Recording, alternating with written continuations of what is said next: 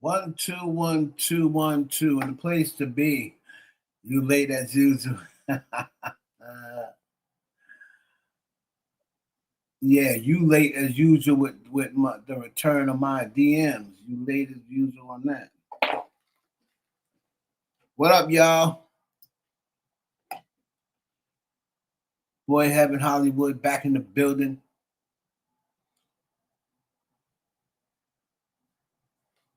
Make sure you put a one in the chat if y'all can hear me.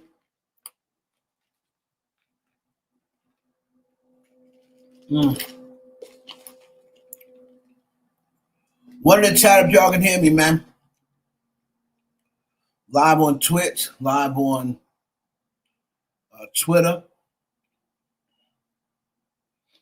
Thank you, Crystal Clear. Thank you, Madison Mosley. Thank you, Kenji.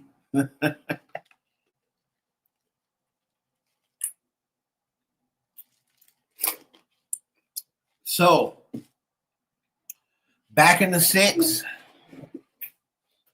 I had to take a little quick parlay to my hometown, to New York City. Thank you, Kenji. So beautiful, beautiful self. Hey, Diana Young.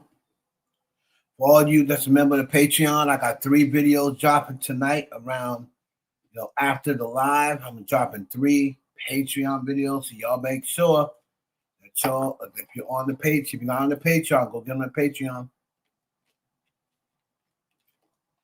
3 very interesting videos dropping tonight around midnight. So what's going on, y'all? Back in the 6, I went to New York for 7 days. That's why I was kind of down. Like, I didn't really do too many lives, but I had to go and check on some business. September coming around, we have a big launch going on with Reels. That's my app that people that do films and do content, if you're looking for a home platform, make sure you download the Reels app, because that's the app that all our movies, TV shows are going to be on. We're going to be uploading all our content to the Reels app. That's VEELS. And there'll be instructions for people that want to upload their content and submit their TV shows or their movies or whatever. And you can be signed to an exclusive deal with Reels. So everyone that does content or does movies or whatever, you'll be able to tell people, hey, go download the Reels app. My movie is on there, or my TV show is on there, or my podcast is on there. All right, so there's going to be a big launch for Reels on September 5th in Atlanta. Whoever's in that area want to come out to the event, walk the red carpet, take some photos, meet the cast. Y'all let me know. Right? So,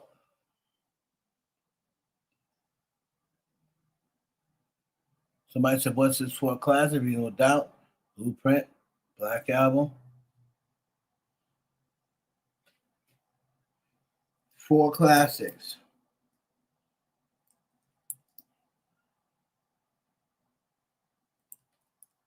Hard Knock Life. And I'm not even saying Volume 2 or American Gangster.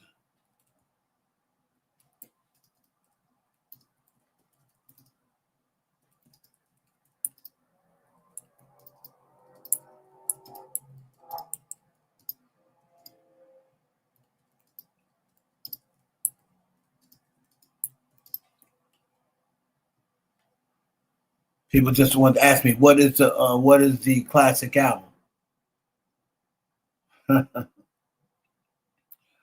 Anyway, Jay-Z's the GOAT. Just in case whoever needs to hear it.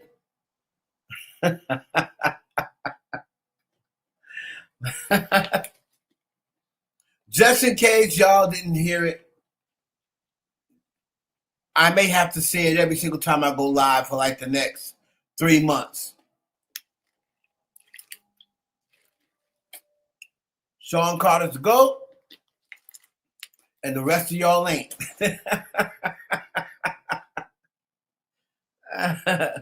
What's up, Darius?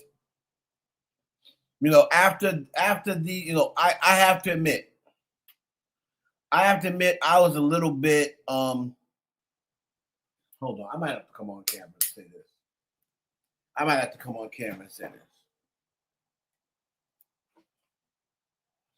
I just moved stuff back into my office area, so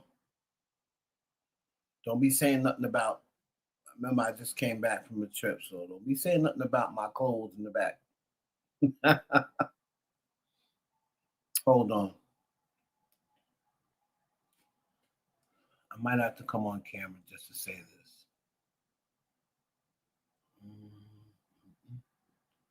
Wait.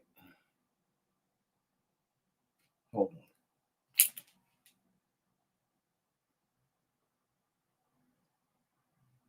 Okay. Don't worry about the clothes in the back. I just came back.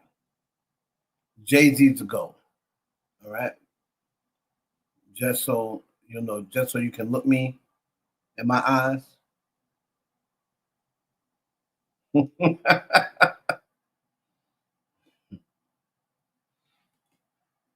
All right. That's all I wanted to come on camera to say. Let's get to the shit, shall we? What up, Darius? That's my guy.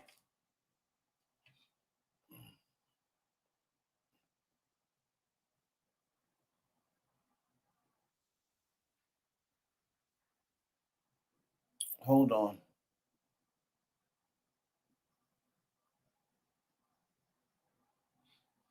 All right, so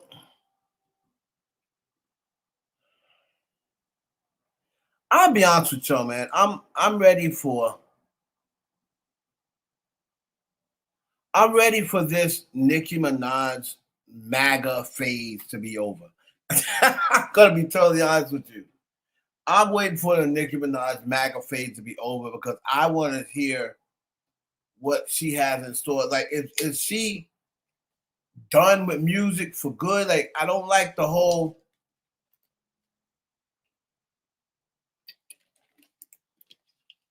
I mean, I know for a fact she won't be putting out any music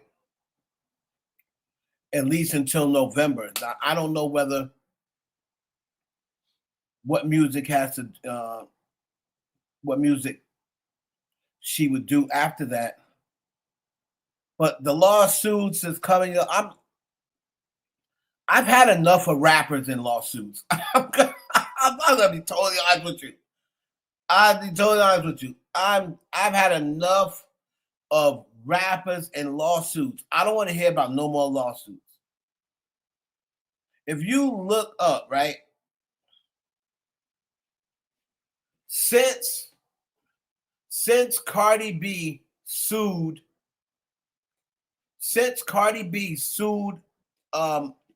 Tasha K, right?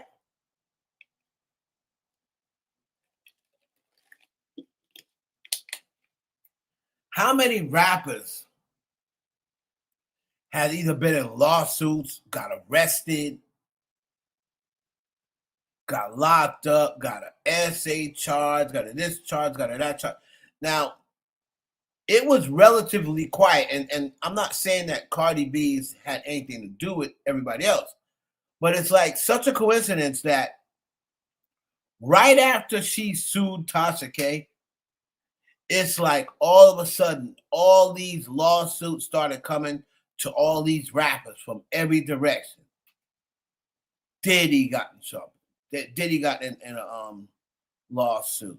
girl tried to name Jay-Z in a lawsuit. Then Jay-Z got all these other miscellaneous lawsuits. Nicki Minaj got a lawsuit every week. Cardi B got 2 more lawsuits after that. Megan Thee Stallion was in lawsuits. Right? Glorilla got arrested. Lil Durk is probably in jail for the rest of his life. Who knows? It's just like out of nowhere, where rap was like in such a good space. It's like all of a sudden, all these rappers just started getting arrested. We already know 6ix9ine in and out of jail. He's not really a rapper anyway. I don't really consider him part of the culture, but it's just like all of a sudden, all these rappers just started getting hit with lawsuits. It's crazy.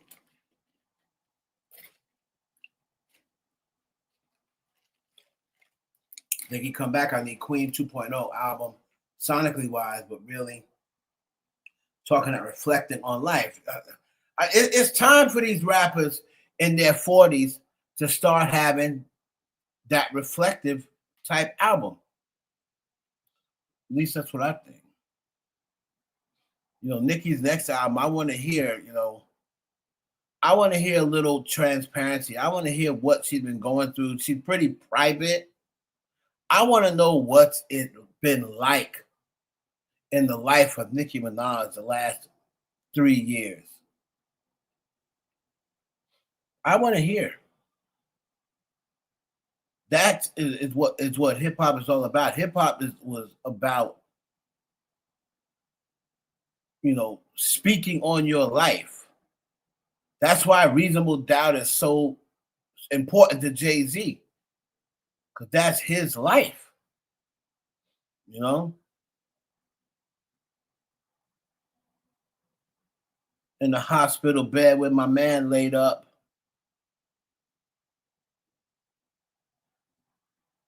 Out of town, the other side, he got his side sprayed up. I seen his light slipping. A little setback, a minor setback. Just dream about to get back. That made him smile, though his eyes said, pray for me.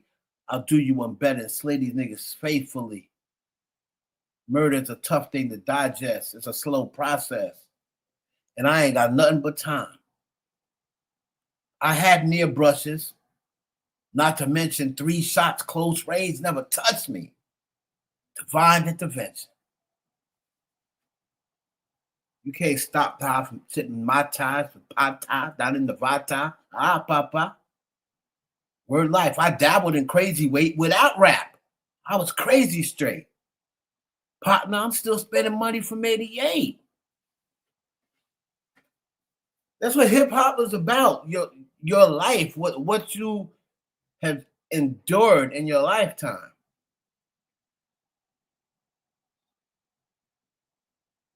It's time for Nicki Minaj to give us that album. She kind of did it with Queen. Queen started out like it was going to be that album. We started off with the Ganja Burn. That started out like it was going to be that reflective album, but it didn't continue on that route. To me, her most personal album was probably the Pink Print, but that was so many years ago, right? That was so many years ago.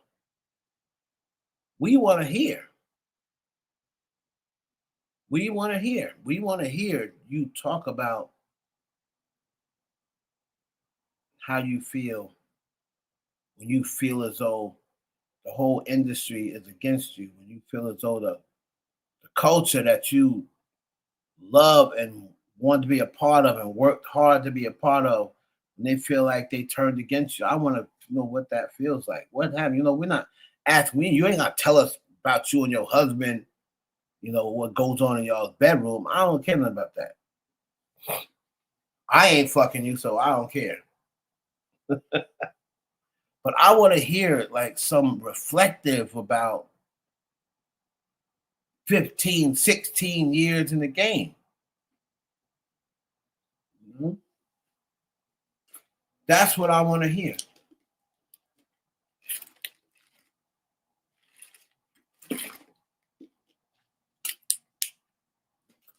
You know, Drake, I love Drake's older stuff. And to me, it was like when Drake stopped name dropping, that's when to me his music started to become not relatable.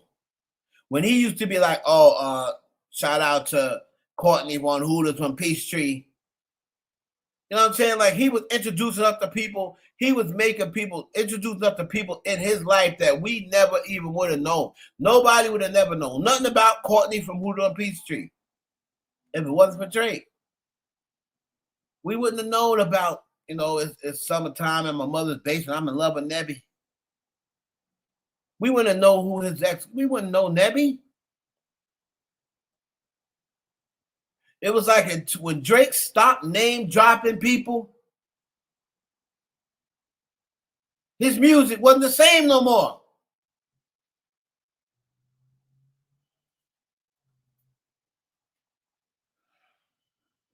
You know? That's the Drake I fell in love with, pause. That's the Drake I fell in love with. I want to know your ex-girlfriend's name.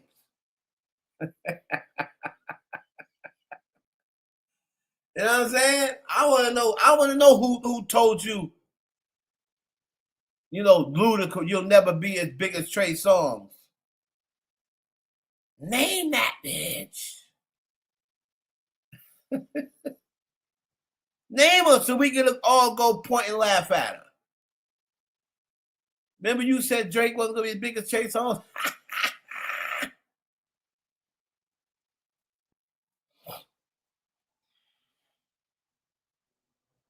I want to know, Nicki. I want to know, behind the behind the scenes, they've been who drop names.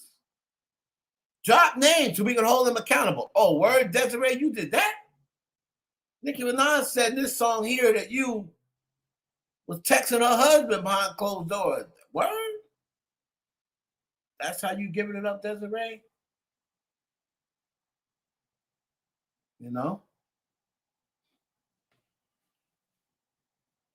We want to know. Because in the 80s and 90s, dudes in hip hop did not hold back. They're letting everybody know their story. Everybody know what they went through. Let's look at Lemonade. Like Beyonce pretty much let people know, even though Lemonade isn't a rap album, but Beyonce, if Beyonce never would have put out Lemonade, we would have never knew that Jay-Z was a cheater. We would have thought that they had the most perfect marriage. The only reason we know that Jay-Z is a cheater is because Beyonce put out Lemonade. And she told everybody. That's it. We would have never knew. We would have never knew. We would have never knew that he wouldn't have made 444. And he pretty much said in 444 that he was cheating with everybody. And you be thinking like, damn, this nigga said he got the hottest bitch in the game wearing his chain and he was still cheating on her. How do you cheat on Beyonce?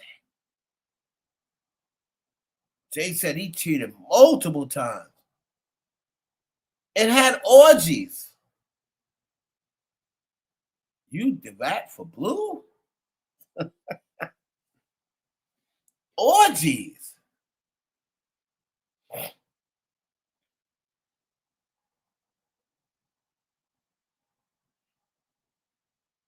There's stuff to talk about. But you got to be willing to be vulnerable enough to turn what you went through into art. Art imitates life. You gotta be willing to be truthful, tell the truth. You know what I mean? If you was making all that shit up because you wanted Jay's attention on something else, fuck it, I'd say it. I don't give a fuck. Beyonce, you might get mad, but I wanted your nigga. I'm not saying she did. I'm not saying she did, but that would be the ill. You gonna tell me that wouldn't be the illest thing? If she just came out like, listen, I'm not gonna lie, I wanted her nigga. So tell me that wouldn't be the illest shit ever. Look, yo, Nicki's ill.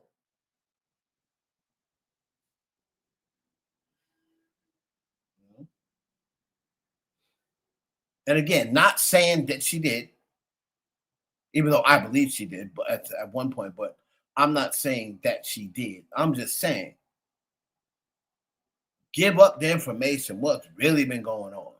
Put it on me, put it in your music. I don't want to don't put in no tweets that you can delete later. Put in your music. So we can listen to it forever.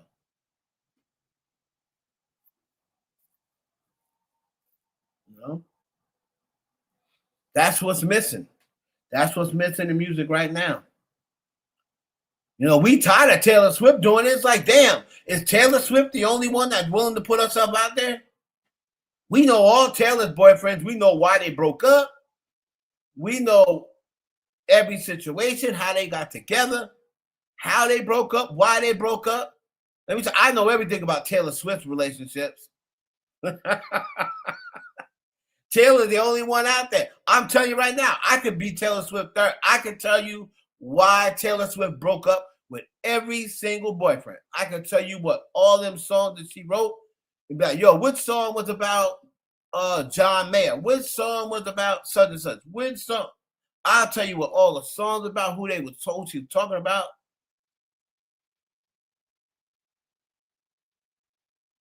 But it just can't be Taylor. I'm tired of hearing about Taylor relationships now.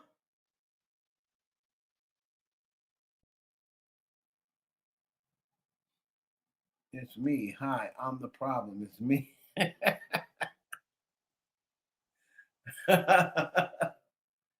You know, and if that is the case, be like, yo, come out and say it. That's what I'm waiting on, man. That's what hip hop is about. Jay-Z said in 444, I'm not perfect. If I was you, Jay-Z basically told Beyonce, if I was you, I wouldn't even still be with me. He basically told her, I don't know what you still with me for, because if I was you, I would have been forgot about me as much time as I done messed up.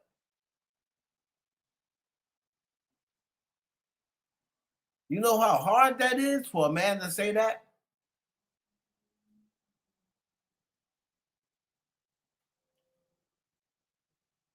But Beyonce stuck it out. And now, from what I hear, they closer than they've been in years. Look like they hung around long enough to rekindle, because for a while I was hearing they was they was doing a Will Smith and Jada. They was living in the same house but not sleeping in the same bed. I heard for a couple of years. For a couple of years.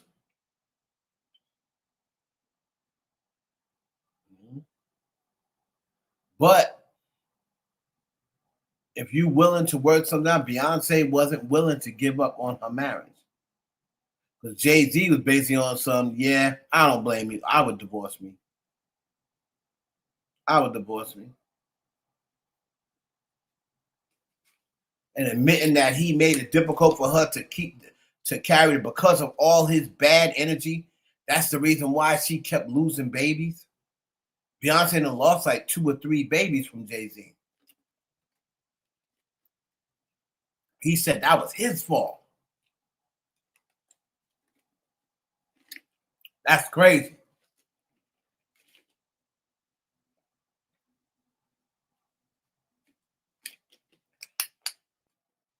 You know?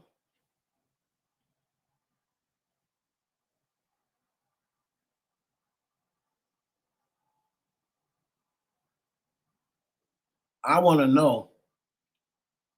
This is the funny thing. This is the funny thing.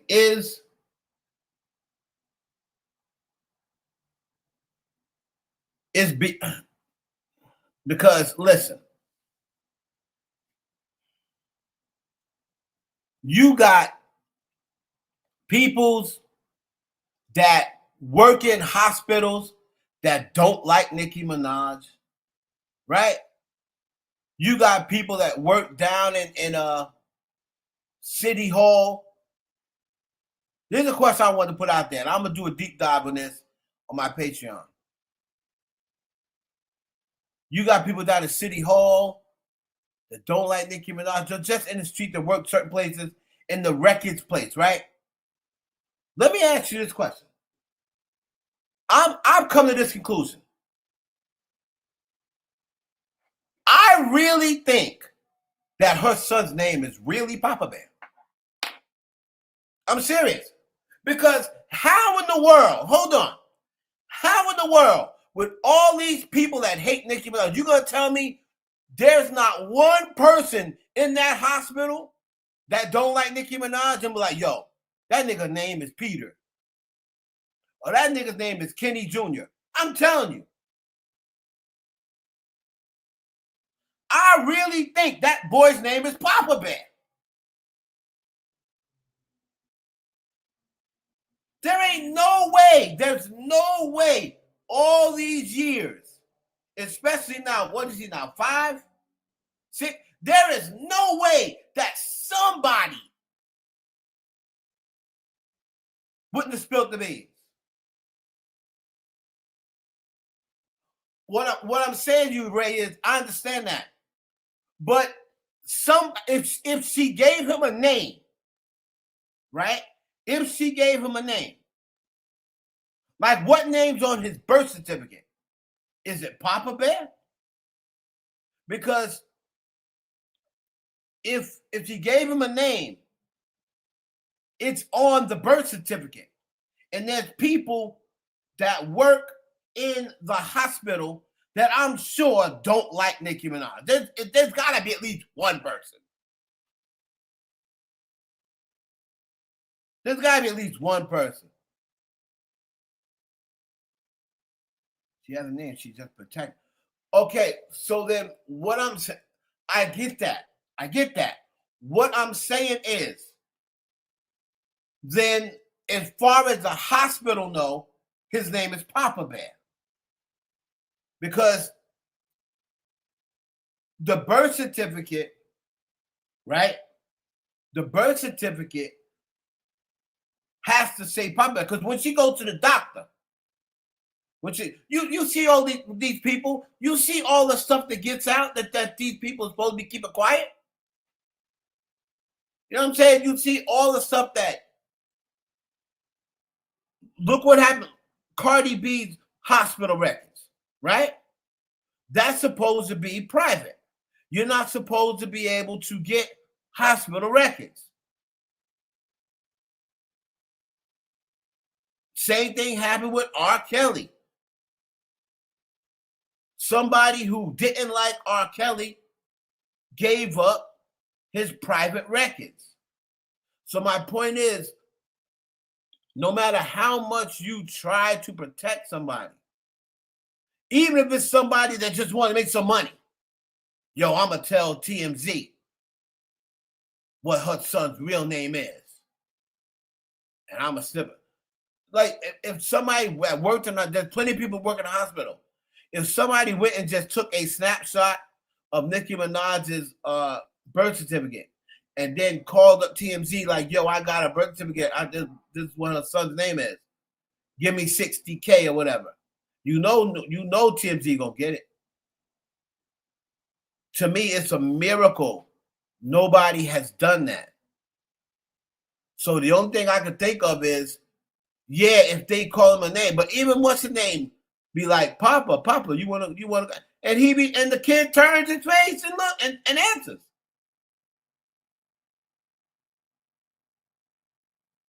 He said, Papa, you want to take a picture?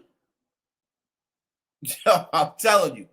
I'm telling you, that kid's name is Papa Bear. Okay, right. So that makes sense on record. I think it is too. I don't think she has a birth certificate that has his name on it, unless she got. I don't think she has a birth certificate that has his name on it.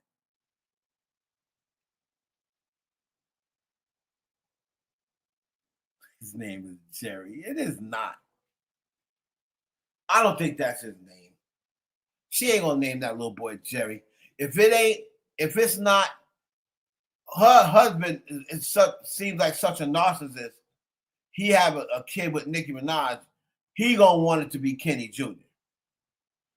That's what I think. Me personally, I think it's Kenneth Jr. But because of, like I said, people being nosy and his name itself, I still think right now she's gonna tell people, I don't even know if she ever will. But my point is, now people aren't talking about it anymore, and they just call him Papa Bear. This would be the time when somebody's like, I'm gonna make me some money. I'm gonna tell her son's name. Right? Let me look up and say. You're gonna remix it. It really was elective in her rap, it would be a certified classic. That's what I'm saying. See, Darius, this is why I fuck with Darius. Darius is a barb to the bone. But Darius knows the shit that I be saying be true. That's why, even though and Darius has been around me long enough that he knows that the Heaven Hollywood on my show and the Heaven Hollywood on Twitter, we like two totally different people. On Twitter, I am an absolute savage. And most of the time I'm doing that, I'm really just doing that to piss the barbs off. It really has nothing to do with Nicki at all. It has nothing to do with Nicki Minaj at all. I really just do it to piss off the barbs. Like, I forever have beef with them ever since the day they doxed my daughter's mother's place. So I'm gonna forever have beef with them, except Darius. I don't have beef with them, and Perry, and I don't have beef with them. But Nicki did say she wanted him a Jamaican artist. She said Kenny named the kid a name. Nicki did say she wanted him a Jamaican artist. She said Kenny named the kid a name. Yeah, I think that it's Kenny Jr. I really do. He looked like him too. He looks like a mixture of both. I can see the Nicki part of him, the Mirage in him, like Nicki face, like her eyes, like her mouth. Like he looks like them both. Like he looks like a good mixture of them both. Like Blue Ivy, when Blue Ivy was younger, she looked more like Jay. As she's getting older, she's starting to look more like Beyonce, but you can still see the Jay-Z portion of her. Northwest, I don't see any Kanye. I'm sorry. And that's his real kid. The only place I see Kanye on Northwest is like around the cheeks, right? But then that little girl, she looked just like him. She looked just like him. Chicago, she looked just like him. North looked like Kim a little too. No, North mostly looks like Kim, but she looks like Kanye around the cheeks.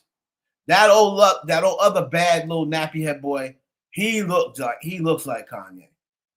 Saint, I think it is. Saint act and look like Kanye West.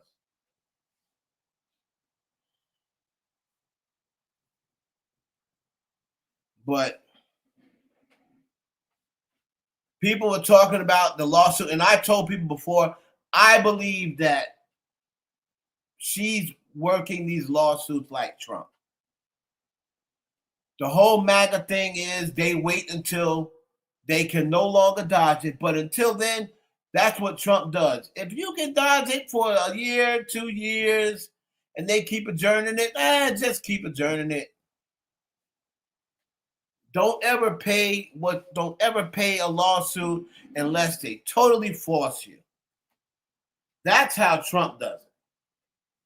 You see how long he dodged those SA lawsuits?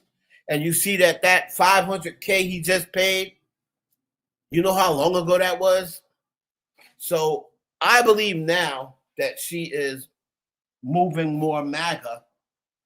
I think Trump is like, well, Alex Bruce a bitch is more like, just wait, let him file it.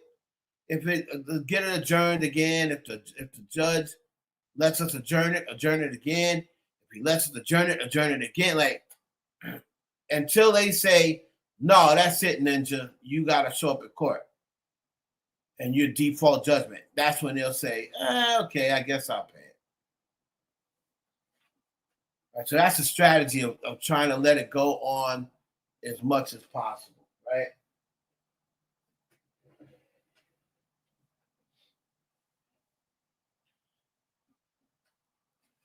Let's see. Let's share this screen and let's find out what's going on in this industry. Right, hold on. Let's go. We're going to start off with Maul. Hold on. Let me start off. Should I start off with Maul? Maul. Hold on.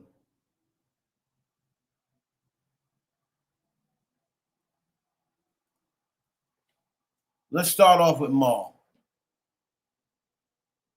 Right?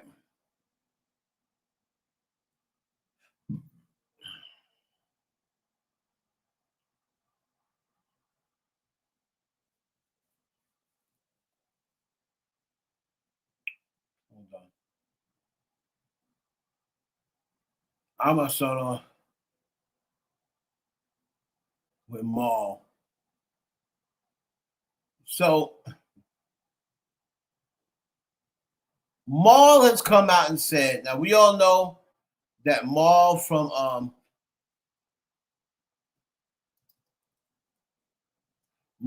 Rory and Maul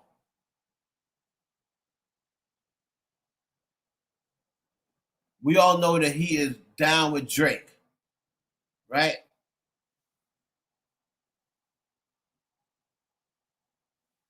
We also know that Maul is also related to Biggs, right? Original part of Rockefeller. Biggs.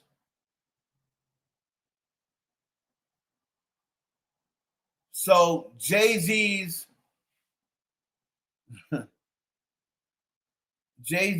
big 3-day joint comes up.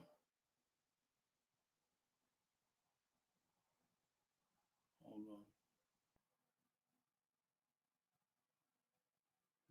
on. I'm trying to find this from the other day.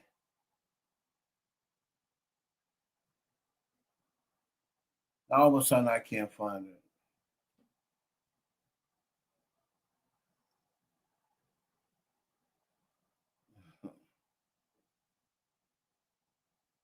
All right, so hold on. Maul.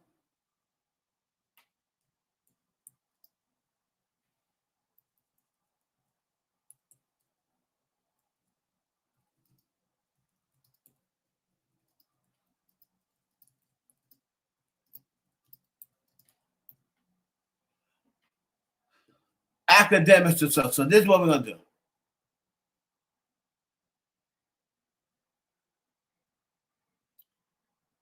This is what we're gonna do.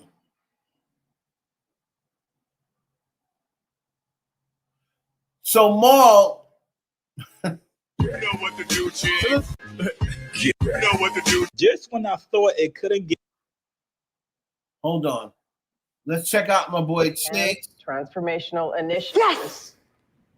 Shout out. What's the score? We're up to. Thought it couldn't get in. So it's gonna be. I'm gonna be using this under Section 107, the copyright disclaimer. I am taking this strictly from Chig's TV. I'm going to use this as a means of criticism, education, assessment, and commentary. We are not trying to defame anyone, disrespect anyone, or slander anyone's name. We are reacting to Chig's Smooth video. Okay? Let's see what he's had to say. Any worse, Maul actually doubles down. Sometimes telling lies to your audience and fans just isn't worth it. If you manage to get away with a lie, all right, that's fine. But if you get caught in a lie, it's only going to get worse and you're only going to make yourself look crazy. Now, this morning, Maul just put on a masterclass in gaslighting. After being called out by fans and media personalities for lying about the true reason why he was not at the Jay-Z Yankee Stadium shows last weekend, Maul goes on to give an even more ridiculous response. Hey, Maul, you are out of pocket, brother. According to Maul, he says Drake and Jay-Z are not beefing. That's right, you guys. Then it gets much worse. He goes on to double down and said, yo, Drake wasn't really throwing any shots at Jay-Z on the Iceman album. Oh Those were just regular raps. Those weren't disses or shots. He thought, and this is only because Rosenberg, Ebro, and Laura, well, not all of them, but Rosenberg said Maul didn't go to the Yankee Stadium show because he's riding with Drake. Who said that? Rosenberg. He was joking around. Oh. He said it today. I saw Rosenberg. Y'all talking about them? I heard that shit. I don't think Drake and Jay-Z have that big of an issue. They don't. Like, I really, maybe I'm naive. I don't think they have an issue. No, I mean, obviously Drake feels a way about Jay giving Kendrick the Super Bowl show to platform that message.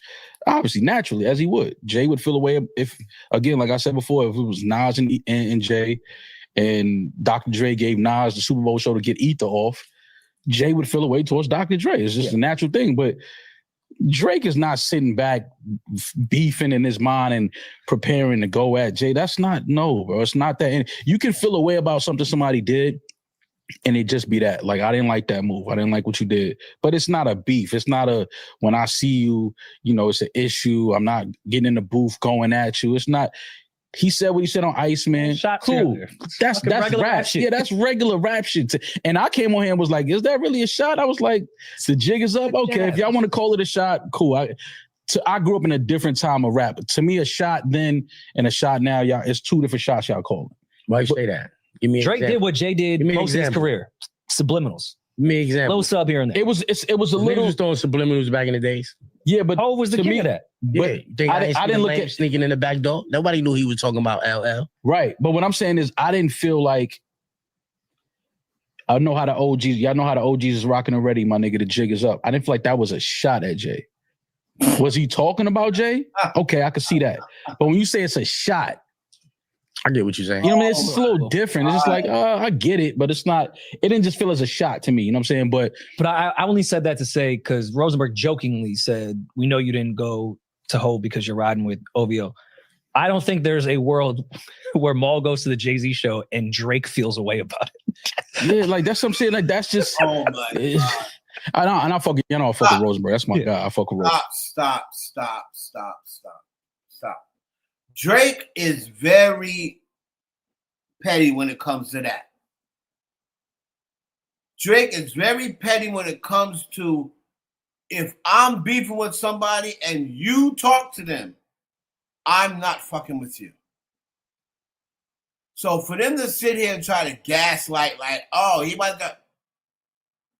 When he would take a shot to Jay-Z before the picnic, Academics was coming on bragging about, oh, he took a shot at Jay. He took a shot at Jay. Oh, he took shots at Jay all through this album. He took like 5 shots at Jay-Z. Now that Jay-Z responds back on the picnic, and niggas realizing that Jay-Z's back outside and he just throwing his little charged up out there just to see if niggas is gonna bite. Because if they not gonna bite, cool. I just got my shit off that I've been holding it for 2 years. I'm just gonna give them just a little response. Yeah, I'm gonna give this little response to Nicki Minaj because she been talking at me for 2 years. Hey, I'm gonna give this little response to Oskino because he been on talking about me. Boom, I'm gonna give back Dame his response because he been talking about me for 20 years. Boom, I'm gonna give Tory Lanez Pops his shot back for saying Rock Nation will crumble. Boom, I'm gonna give Tory his shot back by saying that, oh, I got him locked up because he didn't want to sign with Rock Nation. Everybody that Jay-Z responded to, he did not talk to one person for the first time. He didn't just wake up and say, you know what, I'm going to start throwing shots at Kanye. Kanye called his kids retarded. Kanye's been talking about Jay-Z for 2, 3, 4 years. All of those shits was responsive. So it drives me nuts for people that try to come on and create this narrative that Jay is waiting for Nicki and Drake to respond. Oh, he isn't? That was his response. That was Jay's response. He don't give a damn whether they come back or not. But if they do come back with something else, then he's going to probably respond to that.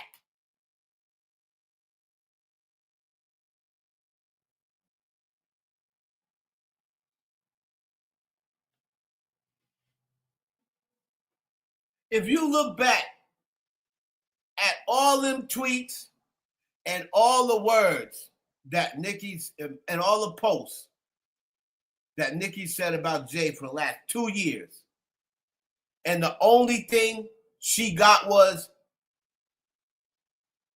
that lady back on the stuff again, I think she in love with him.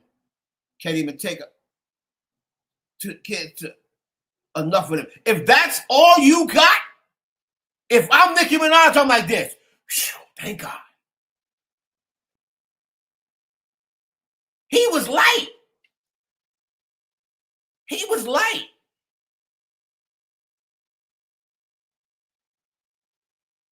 You go back to what they say, over 150 tweets about Jay-Z and Rock Nation, and then let's not count what she said out of her mouth. For Jay-Z to only give her a half a bar, if I'm Nicki, I'm like, I'm cool with that. I got all that shit off, and that's all I got back. I'm cool with that. What's up, Pink? What's up, Reese?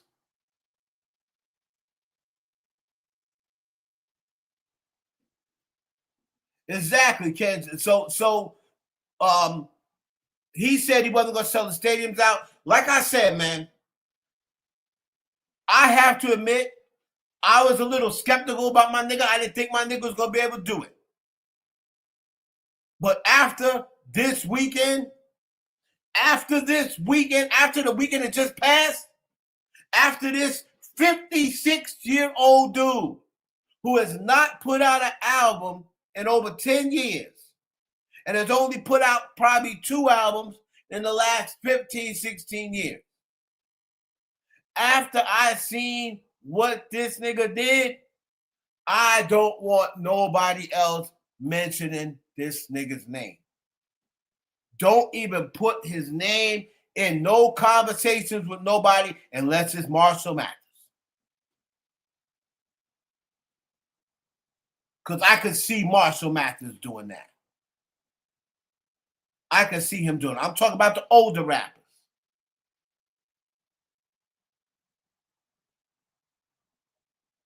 I can see Marshall Mathers. He's the only rapper, old school, or if you want to call them old school. Nas ain't doing that. Snoop ain't doing that.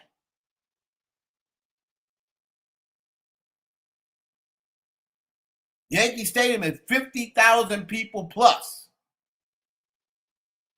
And on top of that, on the last night, it was delayed 6 hours. And when it was over, niggas wasn't complaining.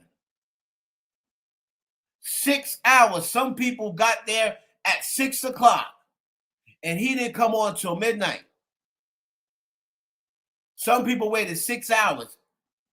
Everybody I know waited 6 hours and they didn't go nowhere.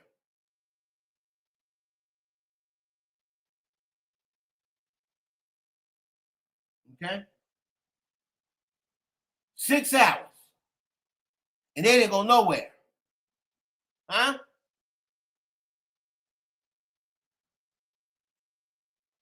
Who you doing that for?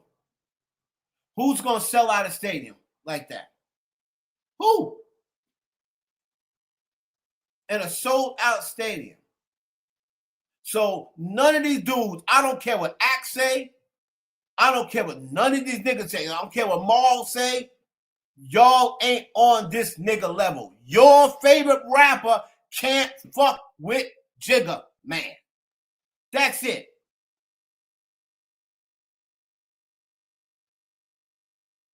Yeah, Kanye West, because Kanye West is like, he's not even full hip hop anymore. Like the people that go to Kanye West concerts,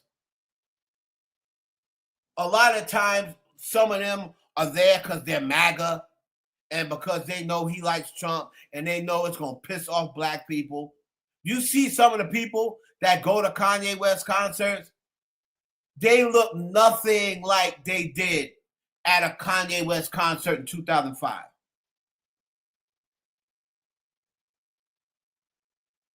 Kanye's concerts now are 80% not black. 80%, maybe more than that. And Kanye West is a hip-hop black artist from Chicago.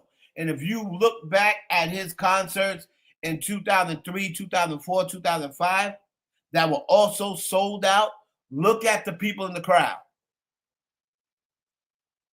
They look like me and you. But you go to his concerts now, you got a bunch of people who don't even really know hip-hop like that, but they're Kanye West fans. But they don't know hip-hop like that.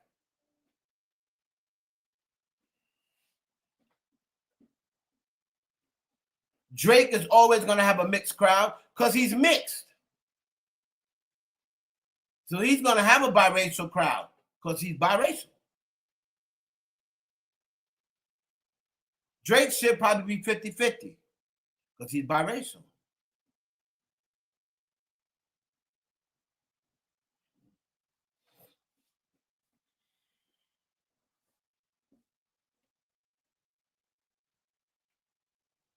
So, but other than that, I'm talking about just straight playing field. They're known as hip-hop artists. Who's doing that? Academics, you failed, brother. Charlemagne made a fool out of you. He lets you know that there's levels to this media shit. And you ain't on Charlemagne's level. And Jay-Z let these niggas know. And what he's talking, when we're talking to Drake, we're not talking about Drake right now because Jay-Z is not 38 years old. All right? He's not talking to 38-year-old Drake. You know what Jay's talking to? He's talking to 56-year-old Drake. He's talking to Drake in 20 years. And he's telling him, in 20 years, you see what I'm doing right now? In 20 years, I bet you won't be able to do this. You can do it now because you're 38 and you're the hottest rapper in rap. So yeah, you can probably do it now. But I'm doing this without any record out, without any motion at all, without any album in over 10 years, no, about 15 years. And look what I'm doing. And I got into it with a couple of Drake fans, and I said, I want somebody to give me the set list of Drake when he's 56. What people, what songs is Drake gonna play at 56 that's gonna ring off and be timeless? I can name 15 joints from Jay that's timeless hits. Drake got at the moment type songs.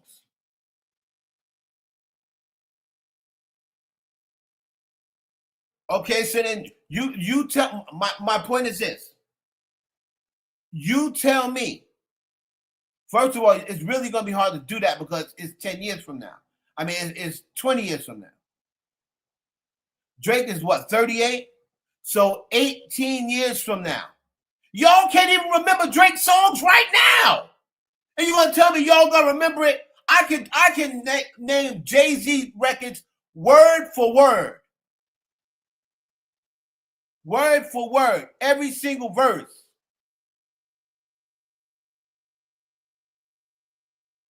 How many of y'all know 10 Drake songs word for word?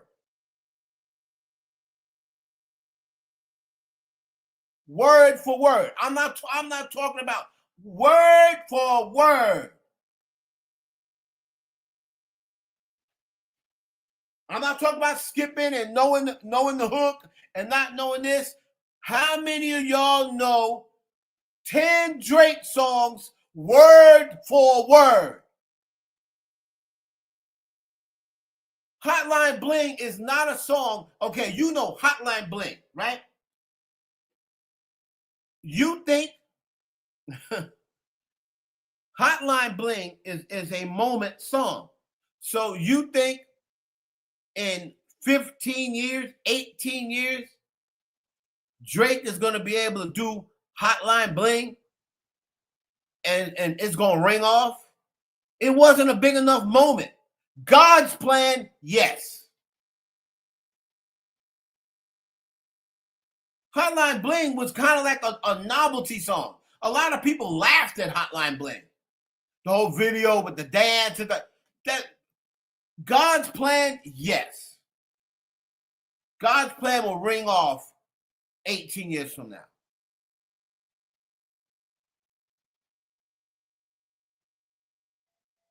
But Kiki, Do You Love Me was a moment because it was TikTok going on. 18 years from now, people ain't going to remember the Kiki, Do You Love Me dance. So if he does that dance, if he does that song, there's going to be a whole new generation.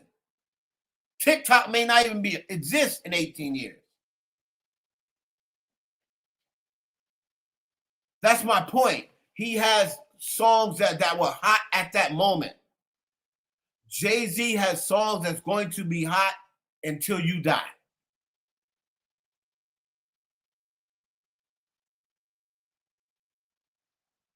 After Jay-Z is 70 years old, people will still remember, allow me to reintroduce myself. My name is Ho. Boom, boom. Boom, boom, boom. Boom, boom. Allow me to reintroduce myself. My name is Ho. A to the O-V. You see how these people are going nuts over this song? The song's 20 years old, man. So I'm sorry. No, I don't think he'd be able to do that. And somebody said music is different. I agree. This generation that follow hip hop, yes. This generation that follows hip hop,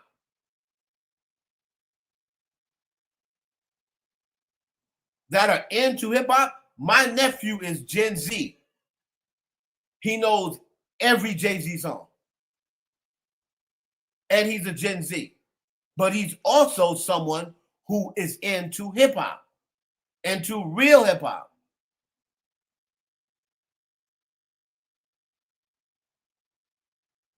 He knows every Jay-Z record.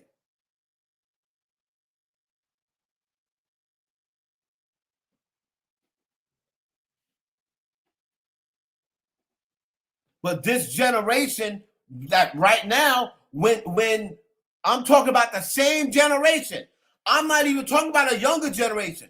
Drake's generation right now, that's in Drake's generation, when he gets 56 years of age, y'all ain't gonna be singing that nigga songs. Because no pun intended, no disrespect, y'all's generation ain't really the most. I'm not gonna, you know what? I ain't gonna say that. I'm not gonna go there. The generations, as they get younger, their attention span gets a little less. That's why they can only understand songs that are a minute and a half long, 2 minutes long. Y'all attention span don't go that long. That's why y'all like TikTok. Y'all like songs that are a minute long because that's as long as y'all can pay attention. Y'all don't know these songs word for word.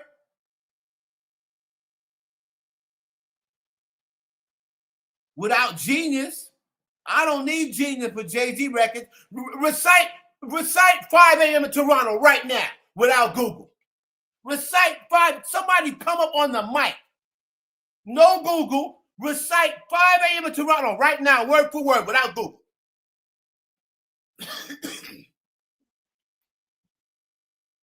Let's go. Without Google, don't be putting it on. Without Google, come recite 9 a.m. in Dallas right now, or 9 p.m. in Dallas.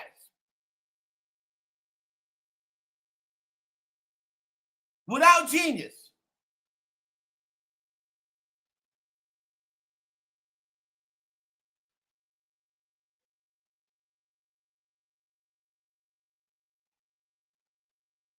Okay, but what I'm saying to Drake feature, that's not good enough. That's one line. I said recite it from beginning to end on the cadence. Who are way younger. I'm not talking about that. I'm not comparing them. I'm saying the people right now that are in Drake's generation, y'all attention span, y'all got TikTok attention span. So y'all only pay attention for like a minute and a half, then you're on to something else. That's the reason why y'all like songs like That Nigga a Munch.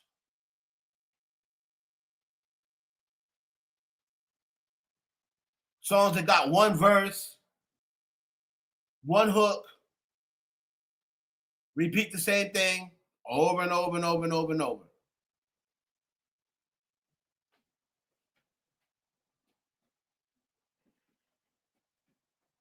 Because you don't have the attention span. Sorry, but not sorry.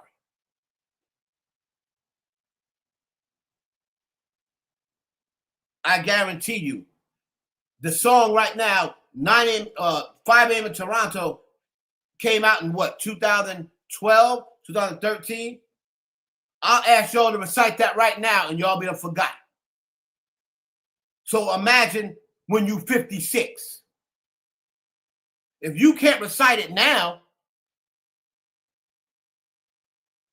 and the song just came out in 2012, what you gonna do when I ask you to recite it in 2040?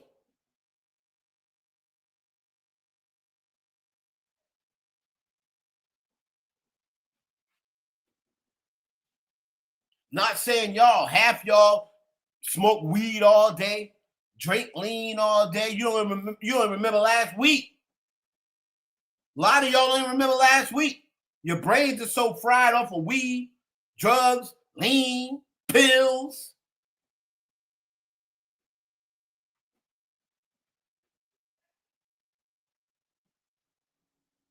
Don't know your black history, ain't going to school, don't know how to write in cursive, don't know how to address a goddamn envelope. don't know how to write a check. Man, get that shit out of here. Y'all niggas only know how to address a check.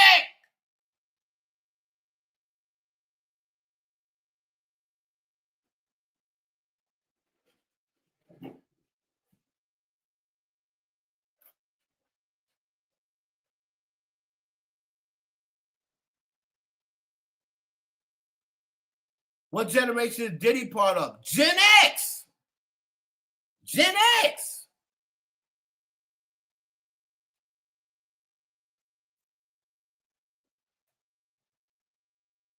Last real niggas alive. No, but Diddy was a drug addict. I didn't say half of y'all are drug addicts. It don't matter. But Diddy was a drug addict. But look all he was able to accomplish by still being a drug addict. We didn't know Diddy was a drug addict until now. Nobody knew that Diddy was a drug addict until that case. All that shit he did when he was on drugs, can you imagine what he do off drugs?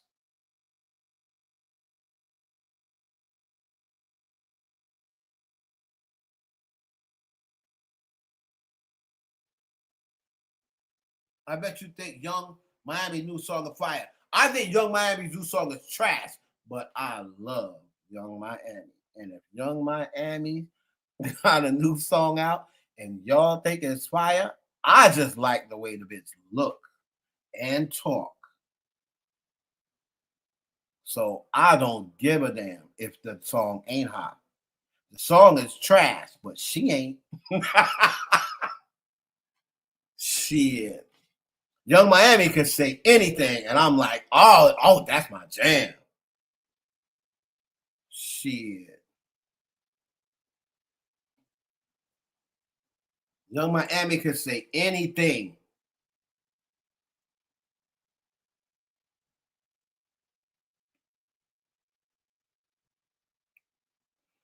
Nicki Minaj, first of all, is still kind of a part of, she came right on the cusp. So she's kind of got like her foot in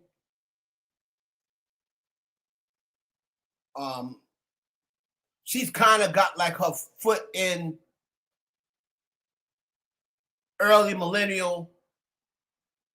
I mean, it's like she came out in 2010, right before streaming.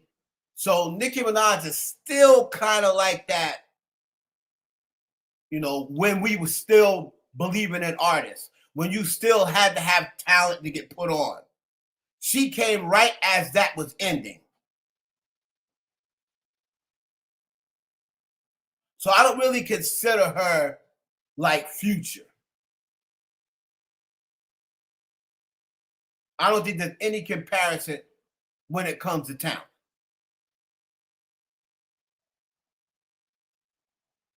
I don't think Future's talented at all. I'll be honest with you. I just think that he has a certain sound. I didn't vote for Bush. That's number one. I didn't vote for Bush.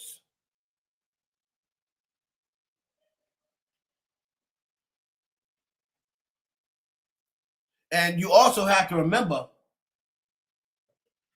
when Bush was running for president, you got to remember who he's going against. You see, there's only two choices.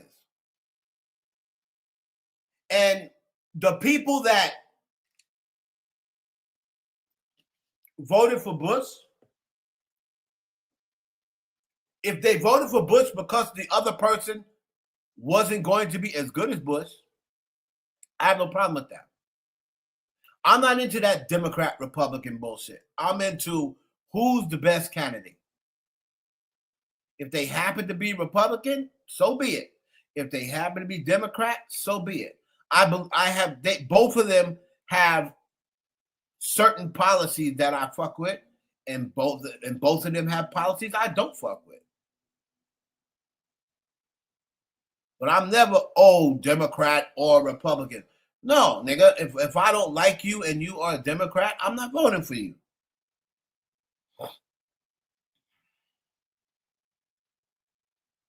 And I believe that one year, that the second year the Bush, I think that was Al Gore. The first year he ran, he was going up against some. I was like, oh hell to the no.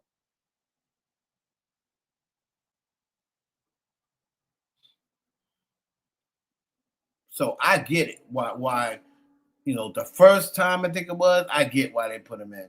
Because I forgot who he's going up against, but I was like, I hope this nigga don't become president.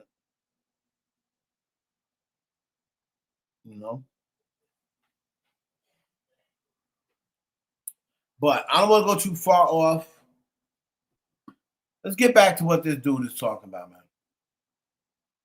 Rosenberg, but like, come on, man. Like, that's just, it's a slow news day. Is that what it is? Yes. Okay, all right, I get it. Yeah, if that's what you want to create, guys. So that means when Drake went out of his way to say the jig is up, I'll take $500K and not the dinner with Hove. I could never learn shit from none of y'all. All those were not shots or disses at Jay-Z, you guys. Those were just regular rap. Nah, man, this has to be AI. Rory's my guy, so I'm gonna shoot him some bail. But brother, are we just going to pretend that Drake has not been mad at LeBron James all because he went to the pop-out? And also DeMar DeRozan? Anybody that he rocks with that was at the pop-out, he does not fuck with him anymore. And he's been dissing him on records. The man literally said on What Did I Miss? I saw bro at the pop-out with him, but been dick riding gang since headlines.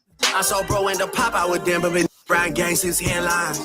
Rory has to be trolling the fans with that response. Even DJ Academics had to join in and call out Maul. Drake said he don't want me and you to beef, but I gotta just keep it a bean with you. Bruv, they look at you, Jay-Z and them niggas. I remember I called you Jay-Z pre-cum.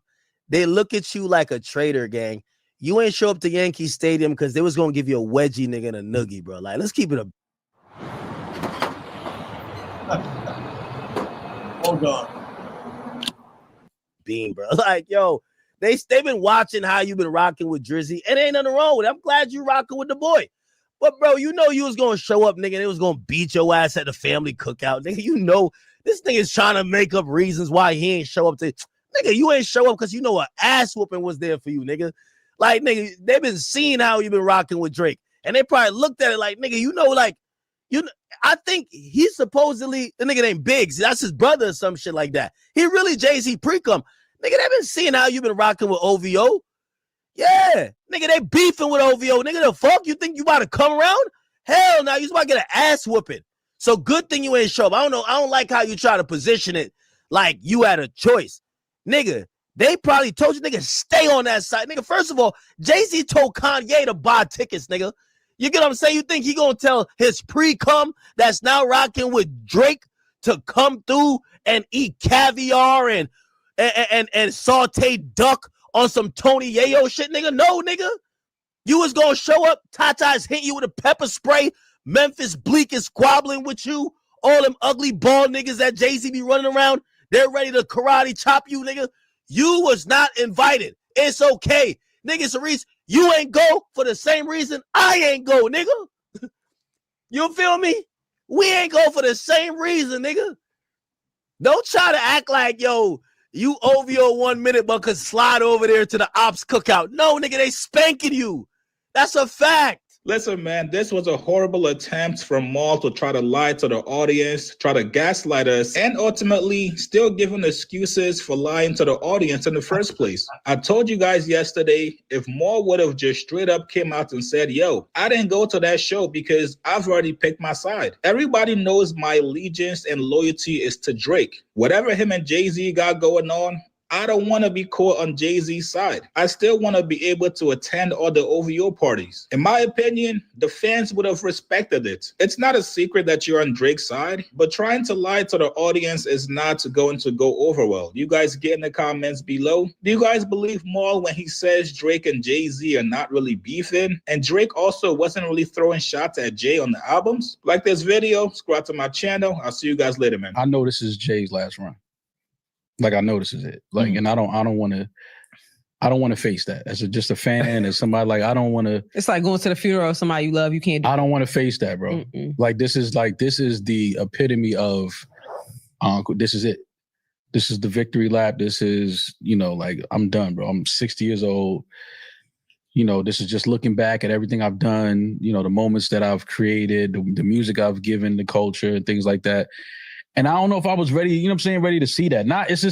It was just too much. It was like, nah, let me just chill. I'll see the clips, some streams here and there. But I was just like, I'm not ready to see Jay on stage in New York, possibly for the last time.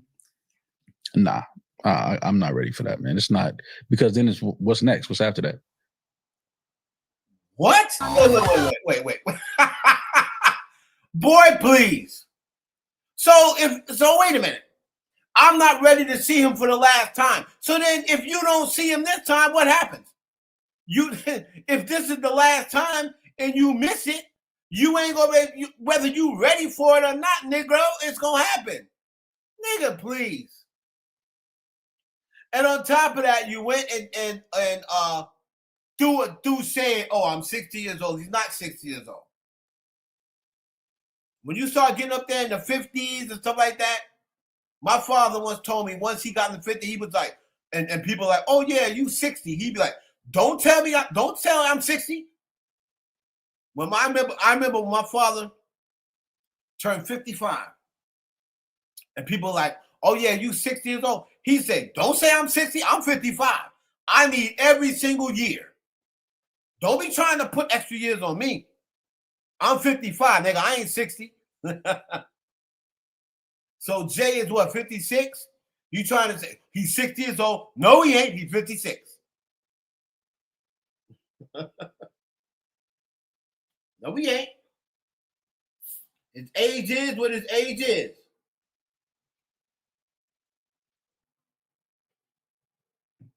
Trying to put extra years on that nigga.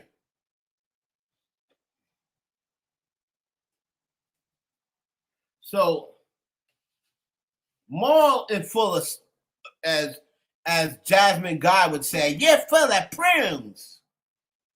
Maul full of prunes, man. He's full of prunes. Now you want to tell me that none of those things were disses. And then here you got Rory with his corny self. You got him talking about some, I didn't even this. I know. I mean, do they really got problems? I don't really think they got problems. Like, nigga, you serious? These niggas was the jig is up is something that he got from Nicki Minaj, who got from Choke No Joke. The jig is up is a diss at Jay-Z. Choke No Joke started it. Nicki Minaj then brought it to social media. And Drake got it from Nicki Minaj. So how are you gonna? And it is a original made as a slight at Jay-Z. So how you gonna say that's not really a shot? The jig is up means it's over, nigga. That's what the jig is up means. Oh, you pulled the wool over ours. We're pulling the wool out from over our eyes. So how you going to sit and say, if you tell somebody, yo, you over, you finished, how you going to say that ain't a shot? Like, yeah, act want to clown people's age, but here's the thing. All y'all niggas that are talking about, oh, he wild old. One thing for sure is going to happen in life unless you get taken out of here early. You, at some point, when you snap your finger, you're going to be that age. You're going to be that age. It ain't that far off. Act like he 24. Act is kicking 40's door down his damn self. You know what I mean? That nigga ain't 25 years old.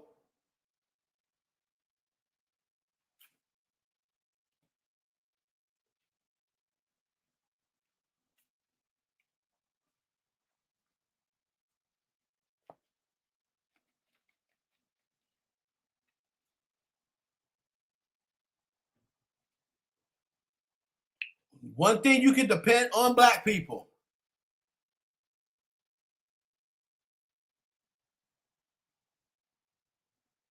Yeah, again, he already bought the Rockefeller Artists out in Philly.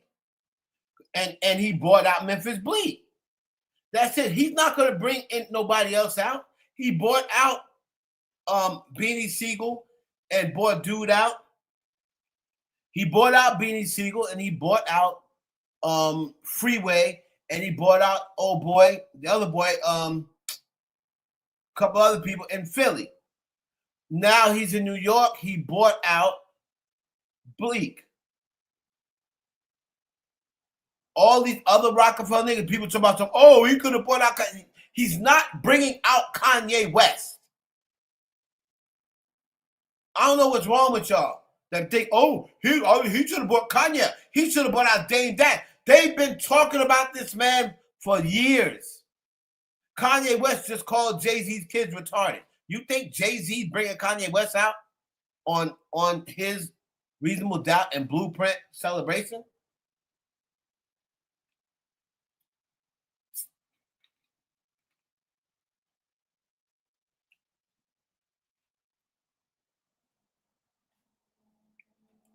Jay-Z sat right on the interview and said, me and Kanye's my little brother. We always fighting. So me and him can work through issues. But the moment he mentioned my wife or my children, it's a totally different problem. So if Kanye just had a problem with Jay-Z and was talking about Jay-Z, him and Jay-Z probably would have worked it out by now, and Kanye would have been up on that stage with him.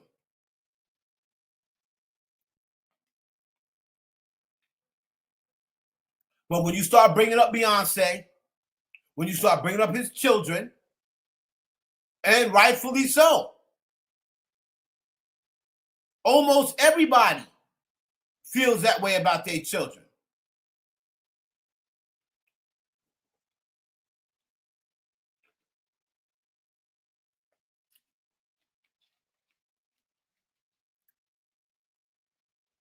Somebody say something about my daughter. I don't care if we've been friends my whole life. If you say something about one of my daughters, we're no longer friends. We're no longer friends. You can say whatever you want about me. Because, again, when you're friends for years, cool. We're going to get into arguments. We're going to get into altercations, especially if a childhood friend. But when you start saying, yeah, his daughter, this, that, third, and all his, but nah, bruh. Why you mention them for? You trying to mention them because you're trying to get under my skin because you see what you've been saying about me ain't moving the needle because I don't really give a F what you say about me and I'm not responding back to you. So now you figure, oh, if I say something about his kids, let's see if he hear that. Since he want to act like he don't hear nothing, if I say something about Beyonce, let's see if he hear that.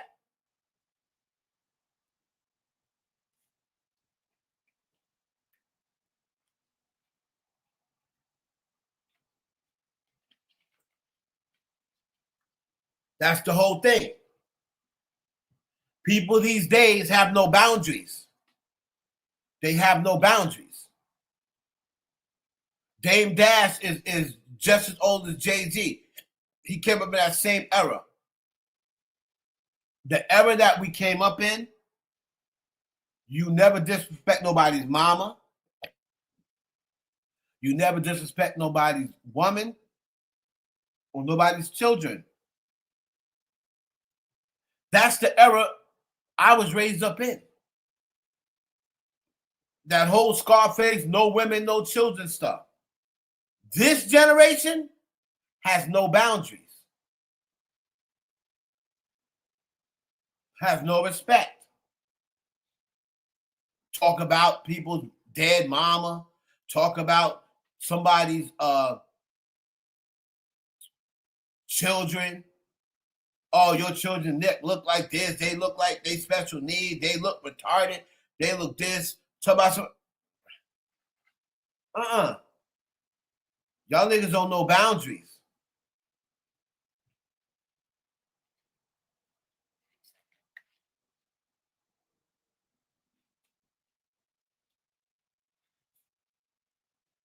And Dame Dash, even though he's from Jay's generation, he tries to act like he's not. He tried to act like these kids of these days. Oh, talking about Jay's wife, talking about Jay's children.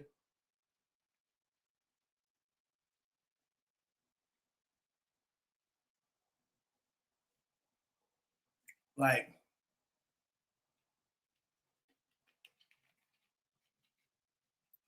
that's the type of shit that gets you jacked up. I guarantee you that Kanye West has attempted to apologize already. I guarantee it. Because what has to happen is Kanye West, he living out in LA whenever he is, and Jay living out LA, at some point, he gonna be going in home. He gonna be coming out of Home Depot, and Jay gonna be going in Home Depot, and he gonna come face to face with him. I thought Kendrick was the man. Now Kendrick ain't never been the man to me. Like I said, you talking to the wrong person. I ain't never said Kendrick was the man. Anybody that listen to me, no, I don't like Kendrick Lamar. I never did. Can he rap? Yes. Rap his ass off. I don't like Kendrick Lamar. So I never said Kendrick Lamar was the man.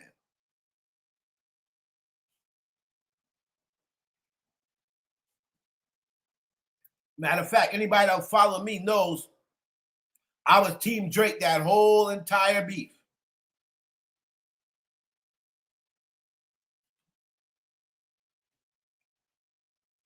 Kenji, let me tell you something. When it comes to your children, you ain't never too old. I told them kids up at my daughter's school.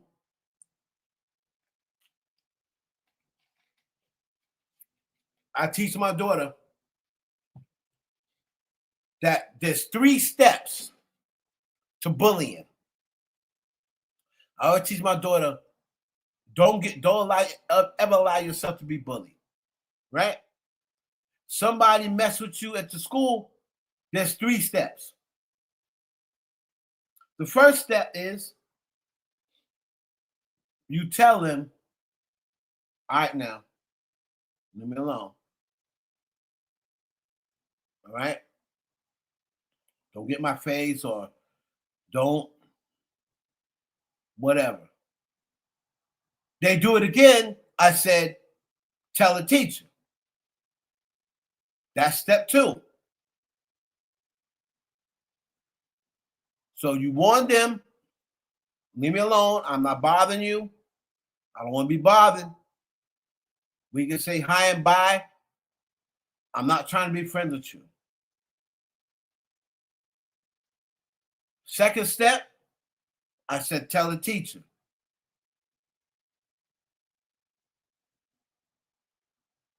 Third step, I'm requesting a meeting with their parents. So after she told them, leave her alone, they still messing with her. She tell the teacher, they still messing with her. I'm requesting a meeting with their parents. If they got the nerve, after that, after I've already requested the meeting and sat down with the parents, if your son hits my daughter, tries to bully my daughter, if you're a 4th step is I'm coming up to the school and I'm slapping the shit out of your kid.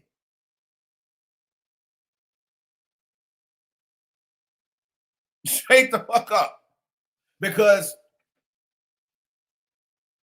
I sat down with you I sat down with you and I explained to you your kid is bullying my daughter, right? So I want you to talk to your child because my daughter ain't feeling your child. My daughter's not going to be bullied by your child. So talk to your child. Keep your child away from my kid.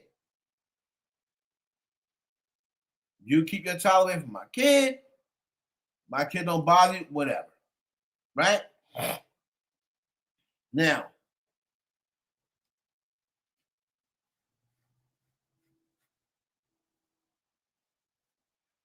Kenji, Journey of Rick is one of those Jay haters. He hates Jay-Z. He hates Kendrick Lamar. Right? All the real successful black men he don't like. So he will champion somebody like DJ Academics. Let that sink in. He will champion and say he's proud of DJ Academics. Think about that. Think about what DJ Academics has said to black women, has done to black women. Think of the disrespect that DJ Academics has shown. Think of all the turmoil and how DJ Academics got put on.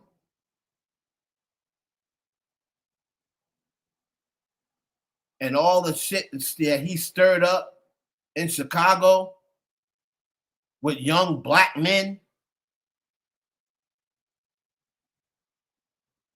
And that man said he's proud of DJ Academics because he spoke up to Jay-Z. Wow.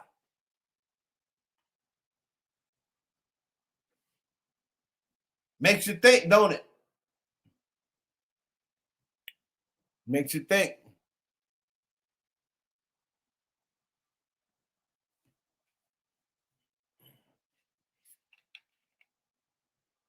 But then, when he turns around, was you saying the same thing? When he was calling Nicki, hey, auntie, get off the table. Get the turkey legs off the table, auntie.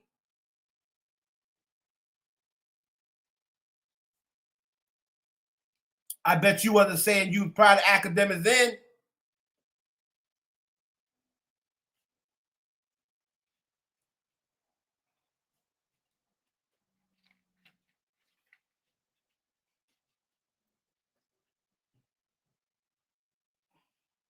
I bet you wasn't saying when he was dissing Nicki Minaj and calling her auntie and calling her turkey legs and auntie, get off the table, auntie. I guarantee you was not saying, oh, I'm so proud of Academics.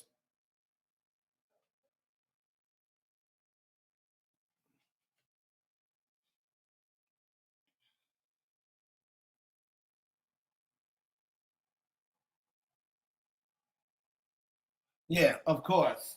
Right. Like I said, when the truth don't work, they start telling lies. So now here in 2026, we have never, ever heard this rumor. So now in 2026, after Jay-Z just shut him up, after Jay-Z proved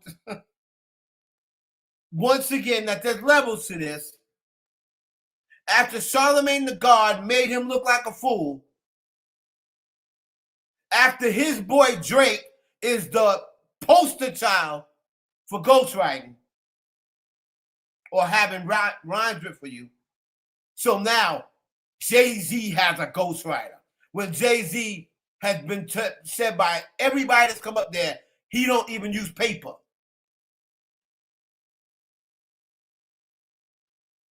All the time Jay-Z been in the game.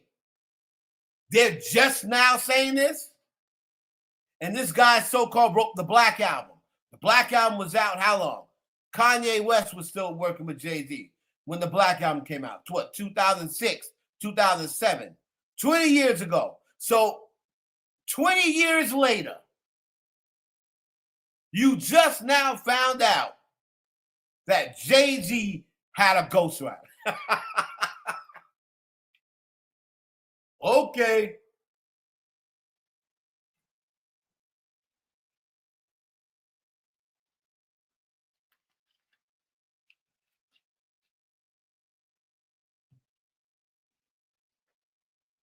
Attorney Rick, that's you. You like drama. I can't wait for her to diss Beyonce and Jay-Z. If she's gonna diss Jay-Z, she would have dissed them. What's she waiting for Jay-Z to disappear? Jay-Z's outside. She wanted his attention. She's been asking for his attention for 2 years. She's been asking for his attention for 2 years. Jay-Z's back outside. What's up?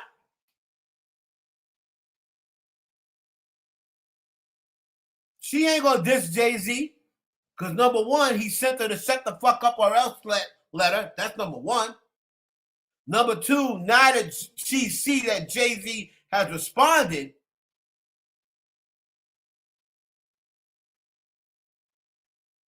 if y'all say that Jay-Z got all this power and he's this and he's the boogeyman and you don't think he knows something about Nicki Minaj?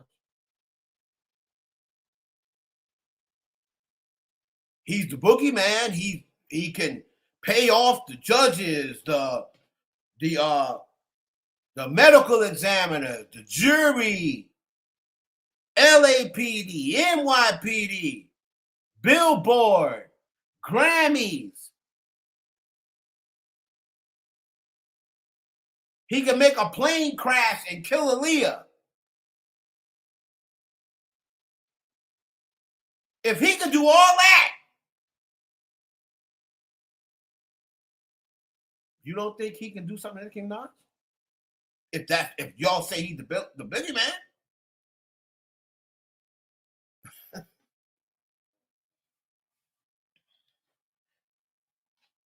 Nicki Minaj won't be saying nothing to Jay-Z. Trust me.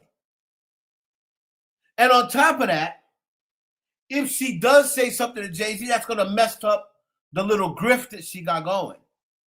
She can't say anything to Jay-Z because she just grabbed on a bunch of Christian nationalists as fans. And they think that she said she turned her life over to God. So you just want her up there just playing with God? That's what you want her to do? She said she turned her life over to God. You can't say you can't turn your life over to God and then go make a diss record about Beyonce and Jay-Z. Who does that? She said Jesus is in control of her life now. She is embarrassed about some of her past lyrics. This is what she's saying. So she's going to say all that, and then you have absolutely no problem with her going and making diss records after she just said she's saved.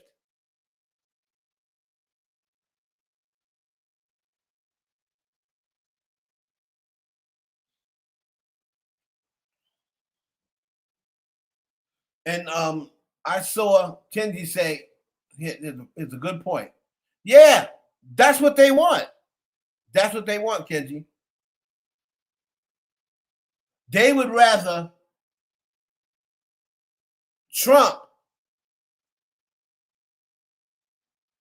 or somebody white run the record company and have niggas and enslaving niggas for the rest of our time on earth. They would rather them have it instead of a black man, instead of Jay-Z. If it's not them, they would rather a white person. That's the sick mentality of black folks. Sad. It's sad, really. It's sad, really. But that's people who don't care about being black. That's people who don't really take being black seriously. Stefon Diggs. Thank you for reminding me, Ray. Oh, my God.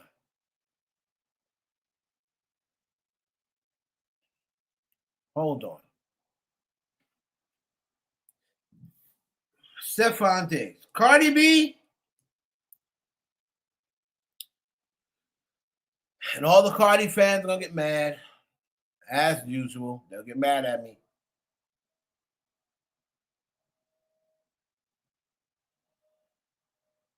Is this AI? Hold on.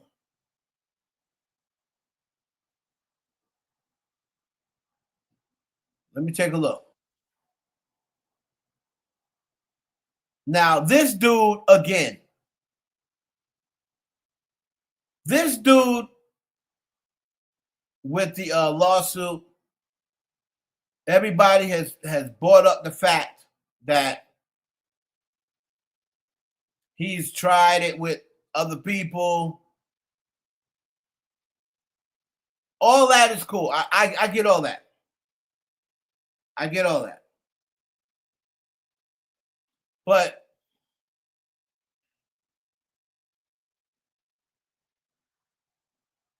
Cardi B, for you to be defending this dude, I don't get it. I don't get it. I don't get it. Like from the beginning, and I'm not even gonna make this about Cardi B. From the beginning, even a blind man, even Stevie Wonder could have seen that this dude was just Offset with more money. That's it, really. And I really don't even put him up there with Offset because at least Offset did marry you. Now, maybe he had his own agenda, but at least Offset did think enough of you to put a ring on your finger.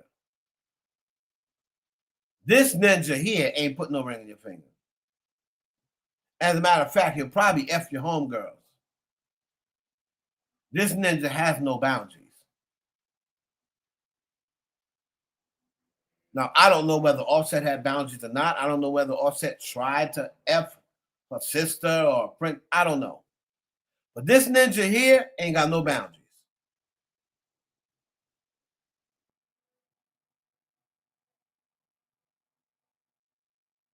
Now, this dude, whatever his name is, Feinberg declared his lawsuit against the NFL as a cash grab. Okay, so I think his name is Chris something, right? TMZ caught up with him. Hold on. Yeah, TMZ caught up with him. And this is what he said. Hey, how's it going? Decent. I know. I wanted to ask you. I know everyone's been talking about, the drama between you and Stefon. I mean, how did you guys get to this point? Differences of opinion, refusal to tell the truth, an obligation to myself and children that bear my name, and a responsibility that I hold very near and dear to my heart. So I got to walk this down. Justice for CB. Okay. Fact. I know. So Dad first. I mean, what do you think about, Stefon saying you're lying? I mean, what do you have to say to that? I don't know why liars lie, but if a liar told me I was lying, I wouldn't believe him. I mean, okay. Well, I mean, any words for Cardi? I mean, she kind of jumped into the mess. A liar told her I was lying and she believed it. Unfortunately. Okay. Yeah, but in reality, like, I feel like, how many kids were born last year with the last name Diggs? Yeah. A plethora? Yeah. He can't be telling all the truth. Okay. I don't think she would have signed up for that. That's true. Yeah, true. it's a fact. I know. I mean, do you think that You sound a little jealous there, buddy. there's any coming back for this like friendship with you guys, or like is this just completely done? Like, I'm just curious. Like, how did this get to this point? When I tried to give him a pass a couple years ago, thinking that it was something that he would apologize for and move on past, he kind of gave me his ass to kiss, which is why we're operating in the realm of litigation that exists currently. Yeah. I know. I mean, how do you feel about going into court about this whole situation? How do you think it's going to play out? Well, in the regard of court, I feel validated. I feel vindicated. I feel like the truth is going to shine bright. I feel like for what they did to me, especially here in LA, May 29th at my residence.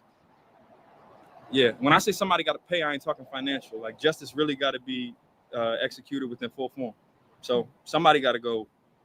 Somebody got to be held responsible. I tell you like that. And it's not a dollar amount that could change my mind. If it's up to me, this case is tried before a judge and jury, and I can't wait for that day. Okay, so what do you have to say to people that think that maybe this is a whole cash grab situation? I mean, it feels like for you, it's more than that, right? It's. I'm not worried about no money. I'm not worried about no money. I never demanded a dollar amount. I'm not demanding a dollar. Yeah, come on. Do it look like I'm worried about money? All right. So that was the dude. I think his name is like Christopher Roberts or something like that, right? You know, no pause. Good looking dude. Right? Good looking dude. I'm sure he don't have no problem getting no ladies. But as far as the whole, do I look like I'm hurting for money? I thought you settled. It was a cash settlement. That's what I thought. Oh, a settlement for them jumping you or something. He said that, because he refused to heed to Stefon's advances, is that he got jumped. Tangela said this is staged. But again, man, listen. All of these things happen, and I speak to I spoke to Darius about this a while ago. My boy Darius, one of my close people that's close to me, and one of my moderators who's openly gay. And we speak about subjects like this all the time. Because when it comes down to situations like this, I would rather speak to somebody who's openly gay. Right?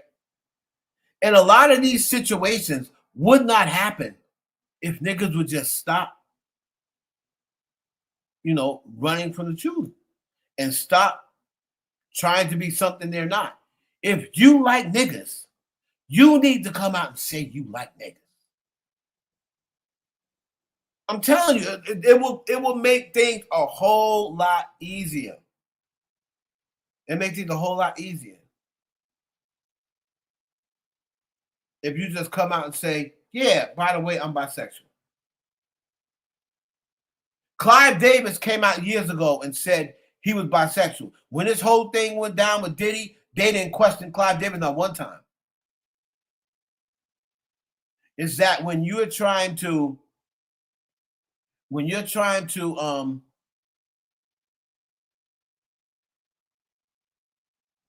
hide the fact that you mess with dudes, that's when, you're running from the truth or whatever case. And again, I'm not going to say that this man messes with men. I don't know. But we got to see what happens with the text messages, what is said in these text messages. If it ever goes to trial, you got to say what's in these text messages.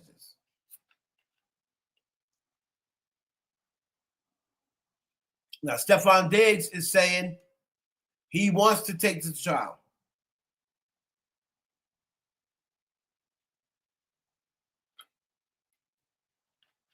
If they take it to trial, these text messages are going to come out. And that's what I'm all about. I'm all about, let's get to it. Let's get to the facts.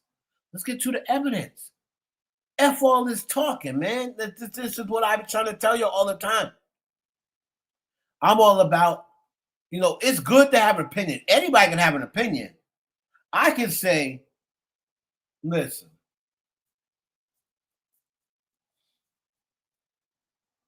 I'm the most handsomest nigga out there, right? Don't nobody look better than me. I'm the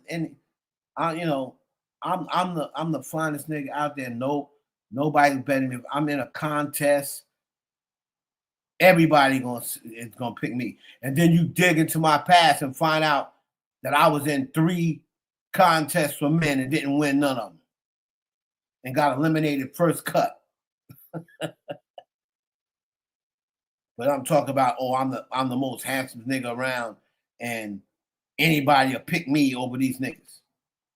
But then you go looking back into my past and find out, this nigga in college, this nigga was in three Mr. Universe. That nigga got eliminated first round. He talking about he the most handsome nigga out there. And nobody pick his ass. You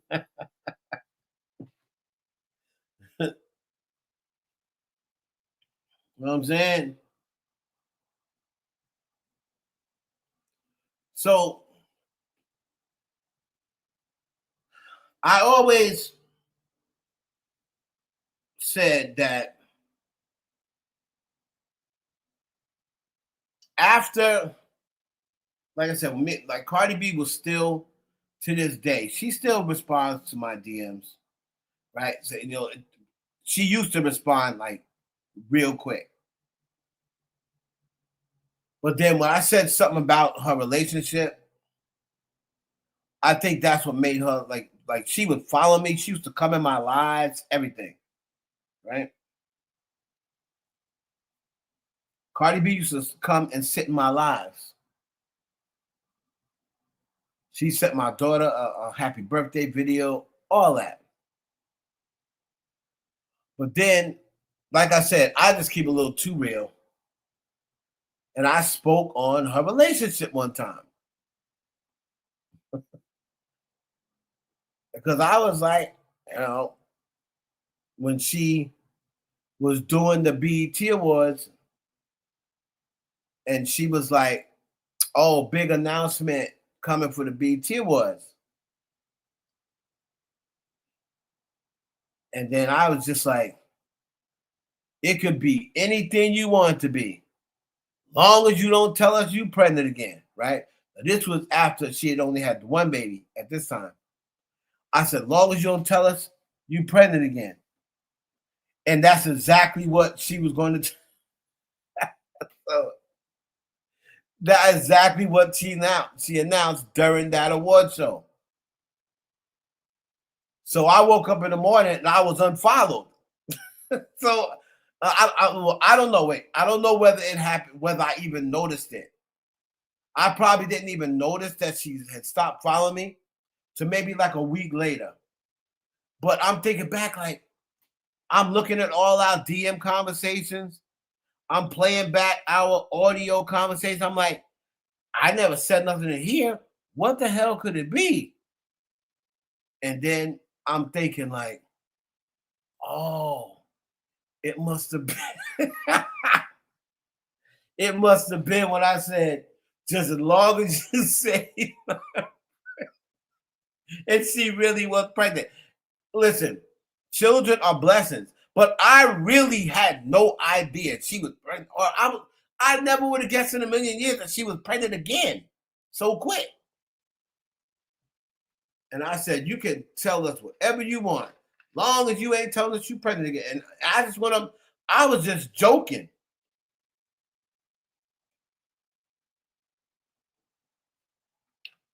And she really turned out to be pregnant. And then after that, she unfollowed me. So she was still like, I would still have DM conversations with her and she would still respond back. But then responses started getting lesser and lesser and lesser. So now I'll be lucky if I get a response back from her like once every 6-7 months. She may have took me out of her algorithm. I don't know.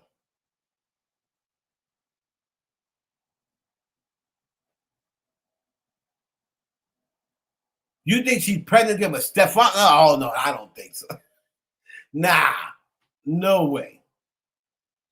I don't. Let me tell you something. I know I always said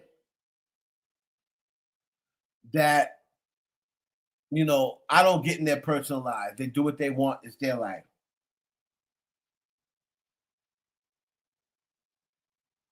I think if Cardi B was pregnant by Stefon Diggs again, I probably would. I don't think I could fuck with her anymore. As far as being a Cardi B, what do you call it, a Cardi B supporter. I'm a Cardi B supporter because I like her music, right? But I'm also a person who is going to put belt to ass when belt to ass is needed. I don't give a damn who you are. Yeah, she sent my daughter a video and she is giving me, you know, we've had conversations at 3, 4 o'clock in the morning. And all that is cool, but I'm still going to give constructive criticism. I don't mean any harm by it. Constructive criticism. And a lot of people can't take that. So they're like, I'd rather not mess with you if you let me say this. I wasn't trying to say that children ain't a blessing. Children are a blessing. But she literally just had a kid.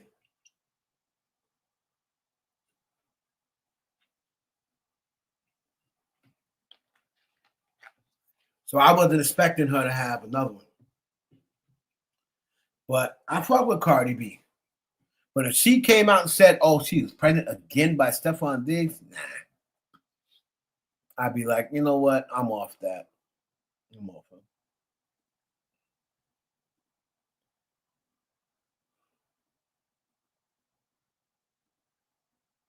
Let's see what else anything else they have on this Stefon Diggs situation. Because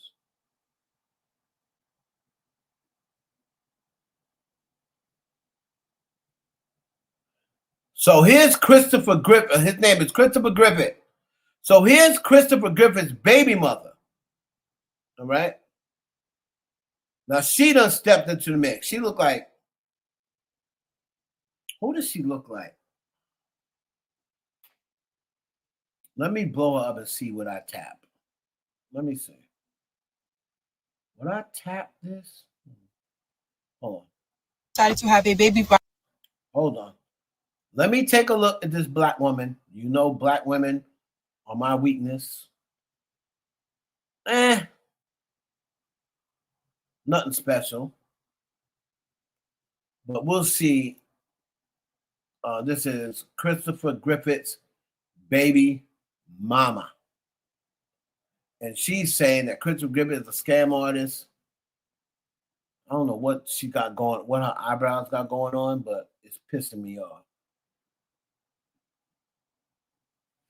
Decided to have a baby by your high school sweetheart, only to find out that he would just grow into a scamming, scheming man-child who just refuses to get a job and just scams his way through life. He's tried to extort multiple people, NFL players, boxers, etc., lying on the internet, just attention-seeking behavior. You carry yourself with grace. You don't even address or acknowledge any of the crazy, weird, wild things that have happened. You just live your life. You don't ask him for any child support. You don't ask him to pay any of the tuition or anything for the child that you just love so much. And that's just the biggest, greatest blessing ever. Put a finger down if this same person who has harassed you, tried to assault you, and do all these crazy things to you, decided to serve and sue you for $12,000 for a chain that he didn't even buy and that I don't even have. Decided to have a baby. Girl, who is this broad? Girl, what you just said didn't move the needle nowhere. For all we know, you might be effing Stefon Diggs, and he may have paid you to come on here and say that. Like what you just said made no sense. It didn't move the needle. No one cares. Oh, he's a scammer. What did he do? You're supposed to be coming on here talking about why this dude is lying. He's lying because he did this before when he such and such and such. You just some random broad that comes in here talking about, oh, child support and this and the third. Girl, please. What else you got? I know when the hotline bling. That's the only one thing. Hey. I know when the hotline bling. Hey. Never know one thing.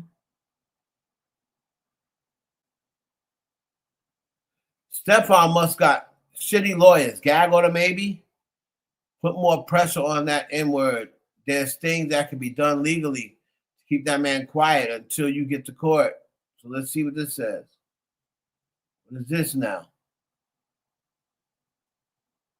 Apparently the stylist attempted to rob his client. Stefon Diggs. Enough is enough with this cap A N-word. I've been sparing you. Always somebody said they've been sparing them, trying to get in the mix. Never felt the need to speak on S about a N-word lying. But your B ass won't keep capping. Tell them folks you tried to steal from my house. And we caught you trying to get clout or sympathy. N-word, you a thief. Trying to build this fake narrative, you weird ass N-word. Playing with a grown ass man.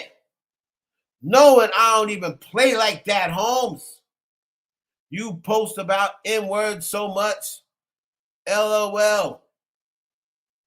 Like N-words obsessed, wanting MFs to feel bad for you. You're a thief and a B.I.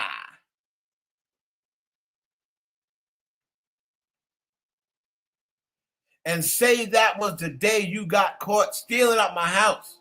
That was the last time I spoke to you because I didn't want to hear your sorries and please. You went around lying on my name all because you was ashamed that you got caught stealing out my house. A whole luggage of stuff that day. You was ashamed to tell people the real reason for the fallout. So instead you went around trying to tarnish my name. I've been a solid N-word my whole existence. Nobody never said no S like that about me. You weird A ninja. Nobody down on my brother, bro. Bro, clearly you did. Shut the fuck up. I didn't take it. Oh, go so take it. I guarantee you. The only thing I did was. I think you know. I had no intention, bro. Yes, you did. Nigga, stop capping. Yes, you did. Are these yours or Steph's? What about the bread? The cash? Dollar bills.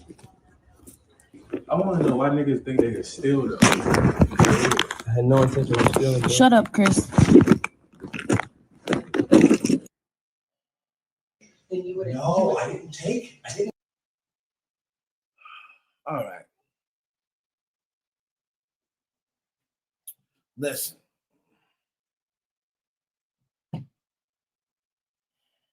All right, listen. Ack won't give anybody, but he won't give Drake the business. Let's see.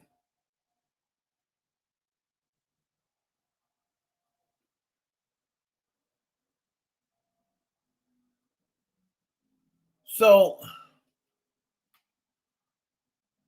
regardless of whether he give anybody the business, if you look at academics as a person and what he's done and how he came up and how he disrespect black women, how he disrespect women altogether, and what he did with that whole movement in Chicago,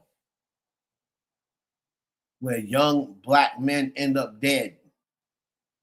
He played a part in that. Right? If you can look at somebody like him and say, I'm proud of him, and you look up to him, I think that says a lot more about you than it does Act. Right.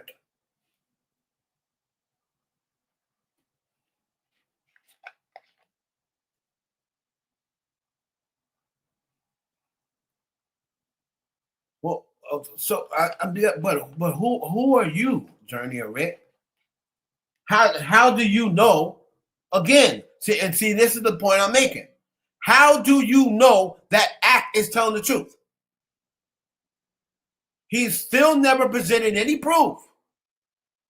Neither has Nicki. They've never presented any proof. So just because you don't like Jay-Z, you take their word for it. Why? They don't have to present no proof? You know what I'm saying? They don't have to present any proof? Why is it that they don't only their word is good enough? Why don't they ever have to present any proof? But when other people say stuff, y'all say, where's the proof? Look, of course. Anyway, let me move on. So you don't want to talk proof. Now you're going back talking about the freestyle. What? Anyway, let's go. Stefon Diggs. Yeah, okay. This kid might be what's his name? Chris. Maybe he's a scammer or whatever the case may be, but still and all. Why is this dude saying he got text messages that proves his point? Why did they jump him or attempt to jump him? Let me see. What happened with this settlement? Let me see what this settlement is. Was there a settlement in the case with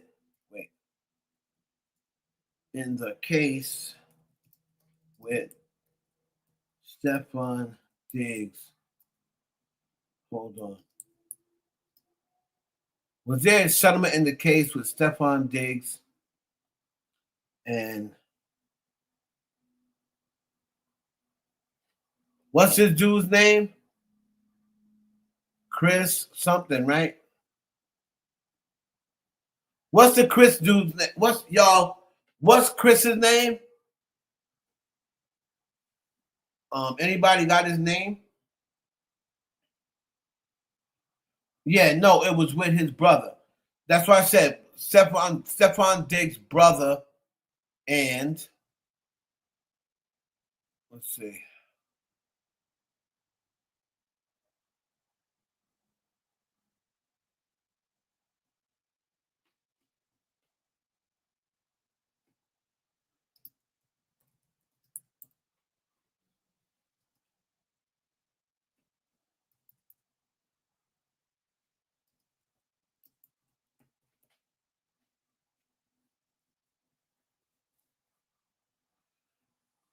All right, so yes, Stefon Diggs accused of reached an undisclosed confidential settlement with Stefon Diggs' brother, Darius Diggs, in the Los Angeles apartment complex.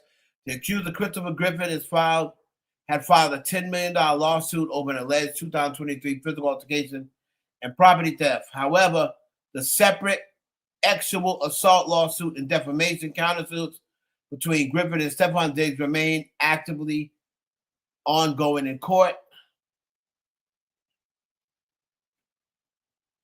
So yes, his case is still going. His case is still going. All right.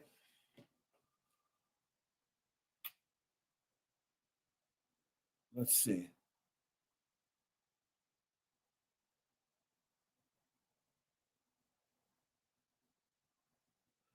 Yeah, his case is still going. Here's the latest on that. The legal war between Stefon Diggs, the brother Darius Diggs, and accuser Christopher Griffin has reached an explosive turning point. The $10 million case is settled. The text message bombshell in Stefon's case. While Darius is out of the woods, Stefon Diggs' multi-million-dollar legal battles remain active. The evidence dump. Griffin's legal team submitted a massive 100+ page discovery document filled with text messages, iMessages, and Instagram messages.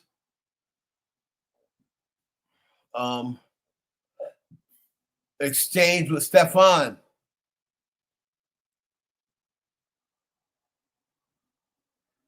Stefon previously asked the judge to force Griffin to hand over the logs, claiming he lost access to them after Griffin blocked him on Instagram. What did the text messages and DMs say? Now we get into it.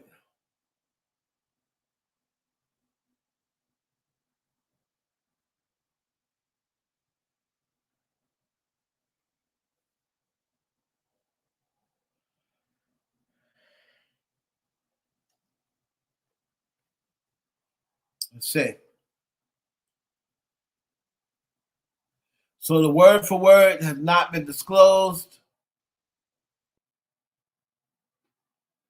because the documents were just submitted as discovery. However, we do know exactly what both sides claim the 100 pages represent, as well as Stefon's public reaction to them. Mama's N-word lying on my name because he got caught stealing. I paid a dime. I ain't paid a dime. Okay, post him then. The chef text Diggs, you will blank paying me out for the reason. Wasting my effing team being here because you got an effing circus. Oh, no. This is something totally different.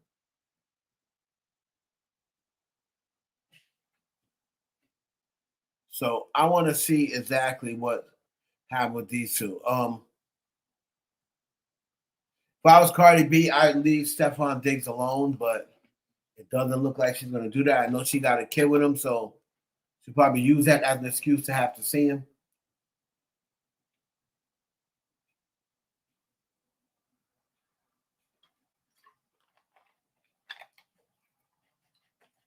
I don't know, these men be real zesty like these days, man. These men be real zesty.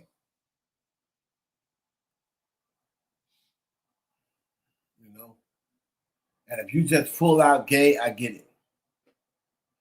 But there be dudes that be trying to act like and won't mention that they're really gay. And just be trying to act zesty and like masculine at the same time. I call them, what I call it? Zastelin.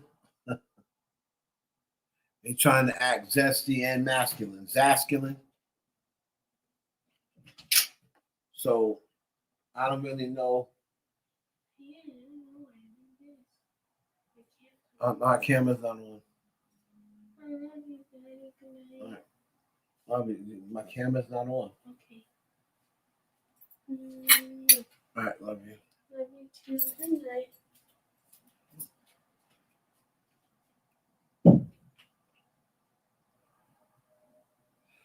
All right.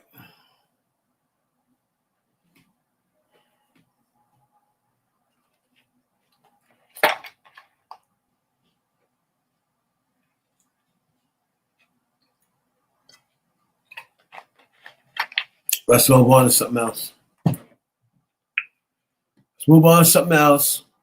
You know, Stefon Diggs, we're gonna see come out. If I see Stefon Diggs settle with this dude, then we'll know something. This dude keeps on going on shows.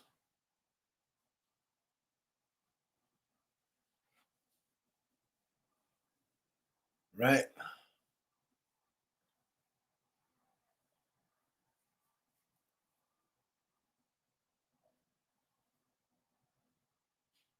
Lord,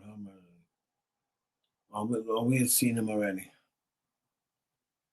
I thought this was AI. This is real? So, girl.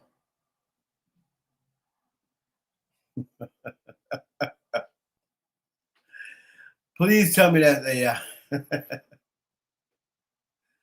Woo. All right, let's see what else.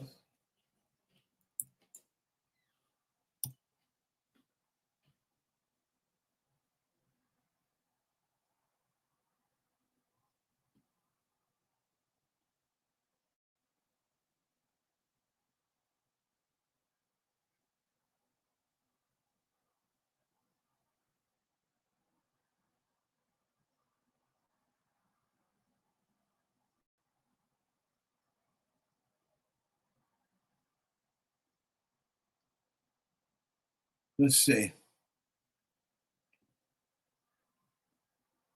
Let's see what else we got here.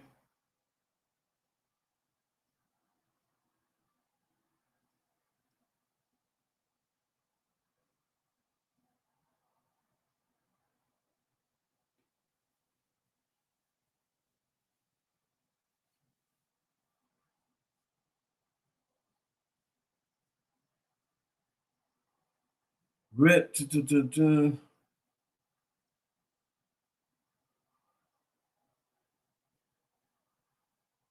All right, so let me look at this. Let's look at this. I think this is, I don't know if this to be true.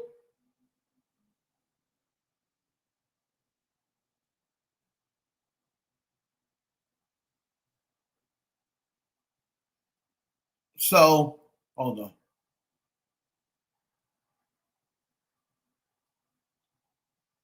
Let's take a look at this. But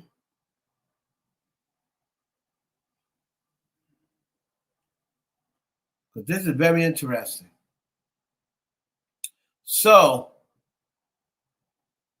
apparently, Dumois, the site Dumois, right, reported that Megan Thee Stallion and Klay Thompson was golfing last month. Now, why is that important? Because it was said that they broke up, 4 months ago? 4 months ago, it was said that they had broken up, right?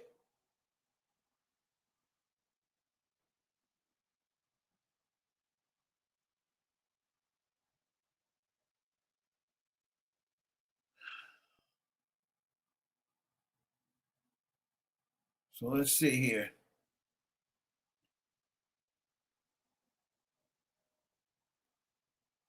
Around 41:12, he later posted himself golfing in Cabo.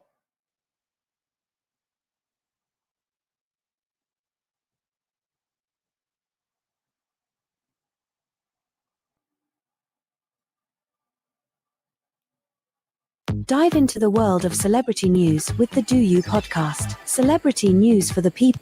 It was just sent, and that picture. A lot of these movies I've never heard of. So run some down. The House. 41:12. And I said to this person, I can't.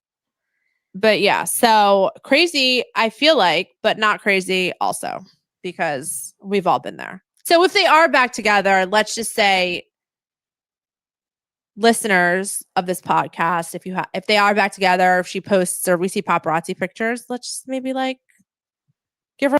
All been there. Come on. I mean, I don't know, the cheating. I don't know. For some people, it's the final straw, but we've all taken at I believe it was either golf or mini golf. I forget which one. Hold on. This was after the very public listening to the warnings.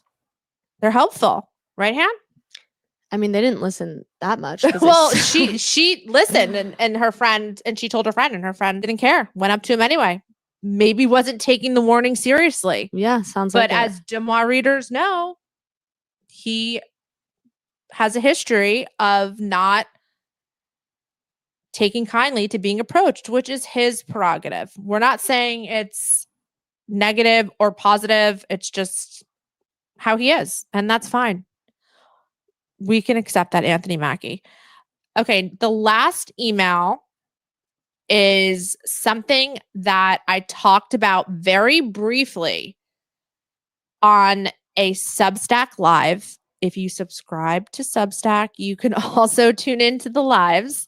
This is about Klay Thompson and Megan Thee Stallion. Every week on the lives, someone will ask, what's the craziest thing you've heard this week? Sometimes I don't have an answer, but this particular week, which was a couple weeks ago, I said the craziest thing that I had heard, and I read the subscribers, the DM verbatim, was that Klay Thompson was allegedly spotted in Cabo with Megan Thee Stallion at I believe it was either golf or mini golf. I forget which one.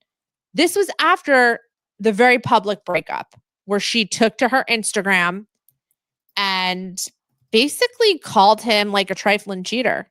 Not those exact words, but in that vein.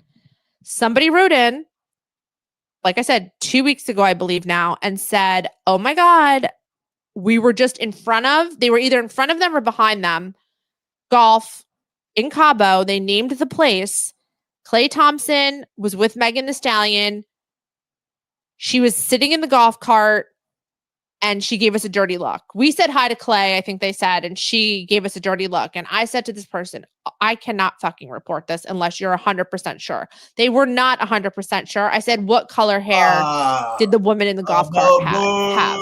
Because I think Megan right now has red hair, and I know that that's subject to change, but I thought maybe that would be an indicator. She had a hat on. The woman in the golf cart had a hat on. So no.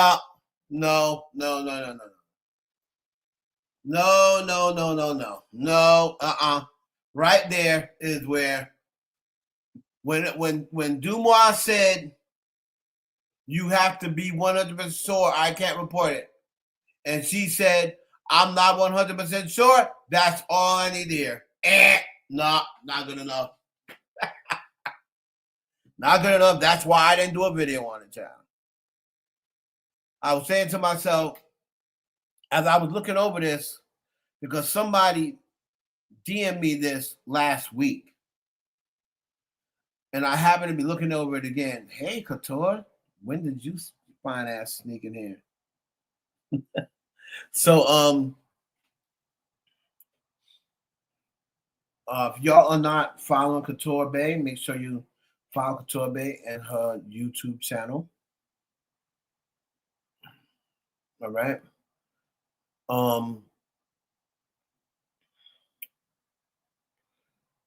Yeah. So when they sent that to me last week, I seemed like, okay, let me look into it, and I just totally forgot about it. Now I see why I never reported it. Girl, you don't even know if you're telling the truth. Oh, okay, well, welcome.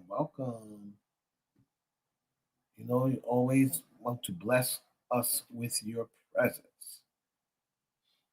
Y'all make sure you're following Couture Bay and check out her content. She's an amazing content creator.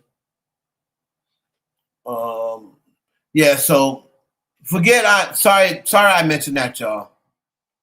Sorry I even wasted y'all's time. I don't think this is even true. Megan Thee Stallion is not going to do all that she said about Klay Thompson and then go golfing with him after she said what she said. All right.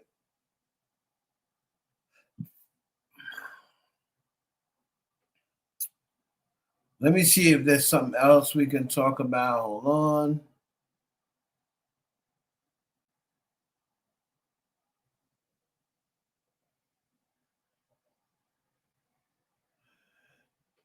Eric Benet.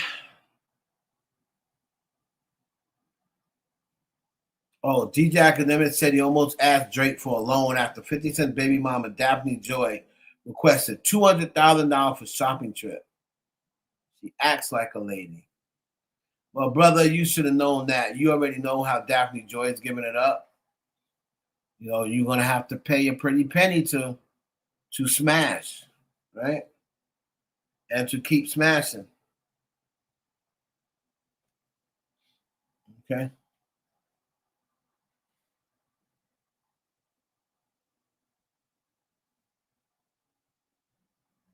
Like block, block, block. Hold on.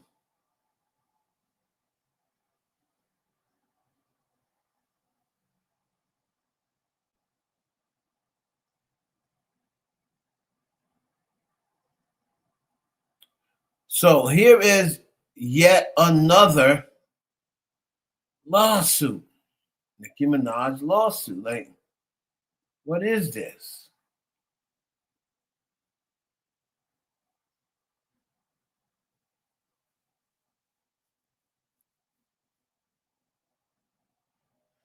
So, as TMZ reported, 24/7 Productions sued Nicki and her company after it says it fronted cash and provided production services for the 2023 Jingle Ball and her album launch for Pink Friday 2.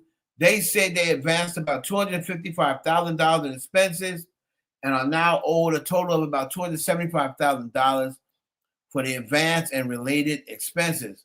The company sued Nicki in addition to a production company because they believe she personally benefited from the unpaid work, not just her company. However, she's clapping back at that in her response, saying any benefits she received from their services came from Pink Friday Productions, not because she personally hired 24/7 Productions.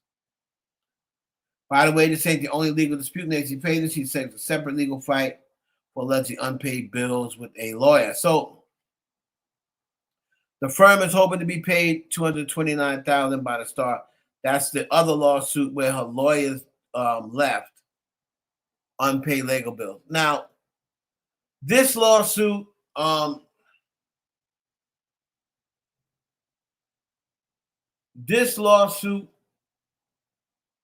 don't know about this one. I don't know about this one. This sounds like, hey, Nicki Minaj is in it's got some lawsuits against her. Let's hop on the bandwagon and pile some more lawsuits against her, and then maybe she'll get tired of all the lawsuits against her and then just settle out. Maybe we'll get lucky because she's just tired of seeing lawsuits, just wants them to go away. So maybe they'll settle with us and we'll get lucky.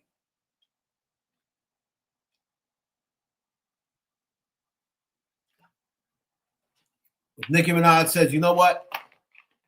I'm with the shits. You know, I'm tired of y'all suing me thinking that all y'all gonna get paid. Fuck it, let's go to trial. She go out there and pull a Diddy. Let's go to trial. Woo. Free Diddy. Said that boy might be home August 26th. August 2026. That's next month. Now, again, let's take a look at this. I lit Diddy docket up, so he blocked me too. These people be blocking me because they don't like the show. I don't go for no BS, man. I don't go for no BS. Hold on. So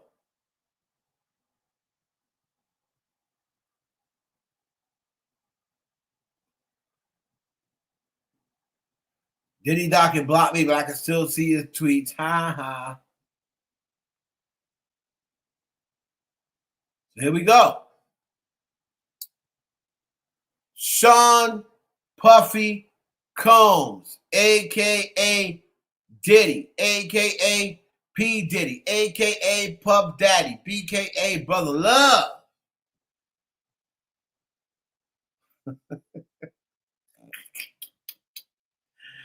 Ooh, child.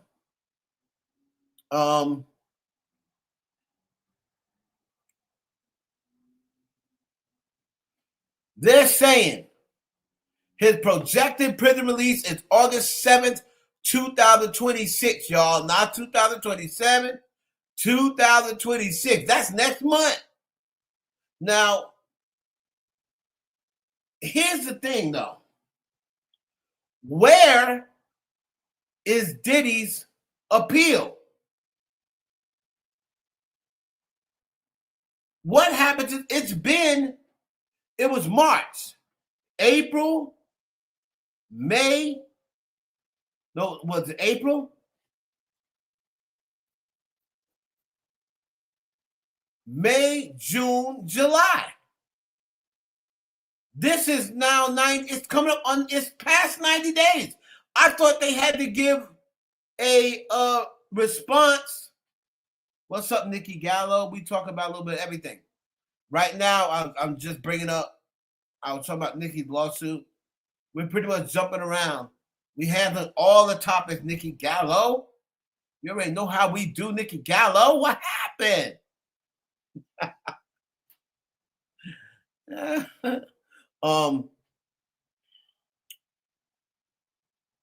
Let's see. What the hell happened to his appeal? They're supposed to give an answer within 90 days. Now, I already told y'all they're peeing in the pool. I don't blame for sticking it out. They're peeing in the pool. They pee in the pool. Oh, okay. I get what you mean by that. I got you, Nicki Gallo.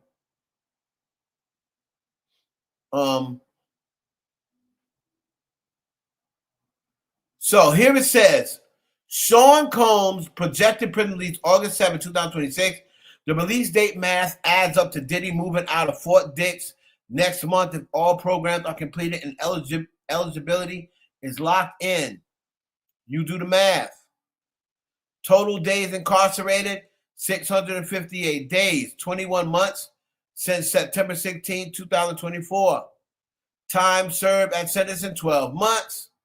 So September 16th to 2024, October 3rd, 2025. BOP current projection, February 8th, 2028. October plus partial FSA credits applied. RDAP pays out only on completion. The RDAP program completion is estimated July 31st, 2026. 9 months. He enrolled in November 2025. The RDAP adjusted sentence, 12 months. So you get a 12-month adjustment after you complete it. So from it would be May 7th, 2027. That's the new adjusted. Now they also moved up. Yeah, May 27th. Now, halfway house entry.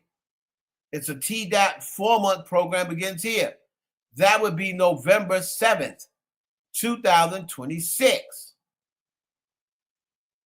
FHA release custody, if eligible, would be 3 months earlier because you get a 3 months additional community custody. So it would be August 7th, 2026. Hold up. Wait a minute now. Hold up now. Don't tell me he's going to come home and do a Diddy Bop. Supervised release begins 5 years. He would have 5 years supervised release, drug testing, mental health, and travel restrictions. He would probably only be able to go to Miami and wherever his kids are. But he would probably not be able to go to any state or where any other victims are stationed. So if he is in Miami, he will probably be restricted to go to LA because Jane Doe, aka Daphne Joy, lives in LA. And we already know that Cassie and her husband hot-tailed it out of here. And that's because I believe, and this is what I said in the video, I believe they already notified Cassie a month and a half ago and said he's going to win his appeal. And there's nothing we can do about it. So we're going to, before he announce his appeal, we're going to give you an opportunity to move out of the country because this man is getting out of jail soon. So I'm going to give you opportunity to leave. You know, Diddy would be an absolute fool if he wanted to prove how much of a fool he was.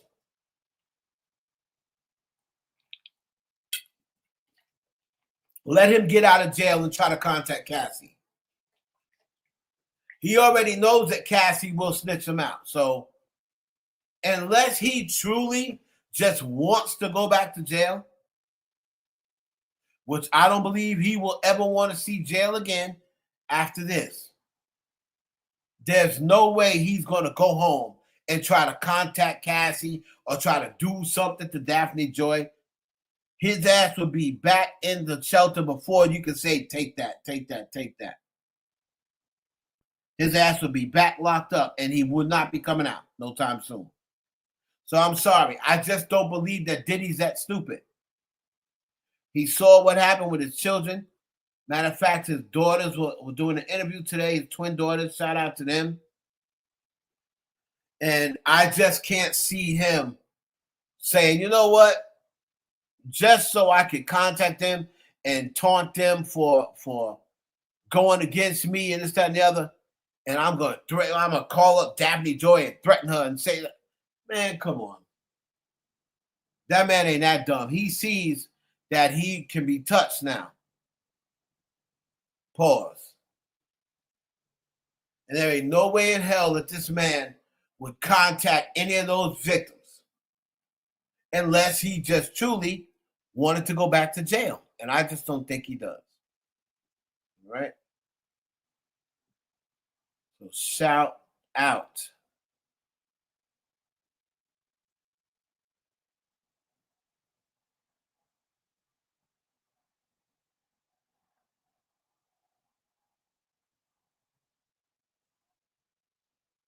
Okay.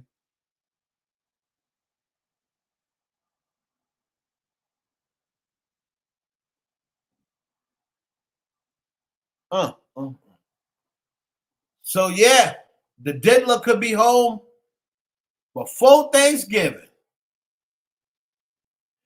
Alex Spiro thrust into an unusual ethics dispute. Now, U.S. District Judge Consuelo Marshall disqualifies Quinn Emanuel in a Crexy copyright fight and finding the firm violated its duty of loyalty by simultaneously representing the opposition in an unrelated matter without obtaining informed written consent. Right.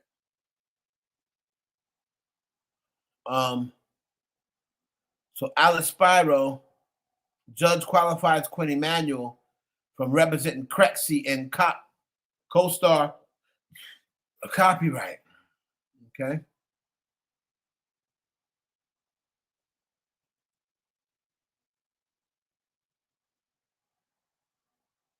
Sean Diddy Combs also sold his $55 million mansion.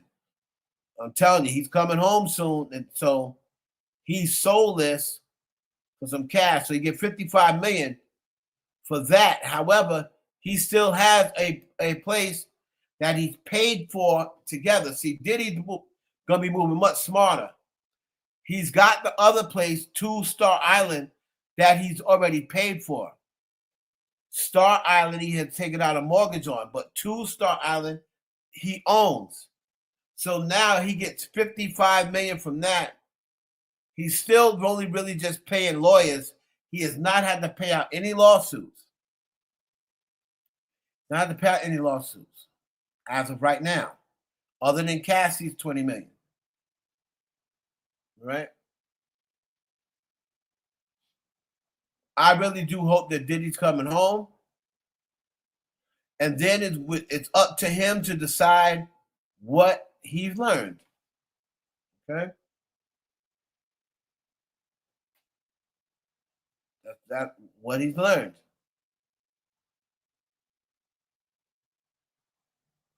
Look at this boy here. E. Jean Carroll collects $5.6 million for Trump 3 years after the jury found him liable for sexual abuse and defamation.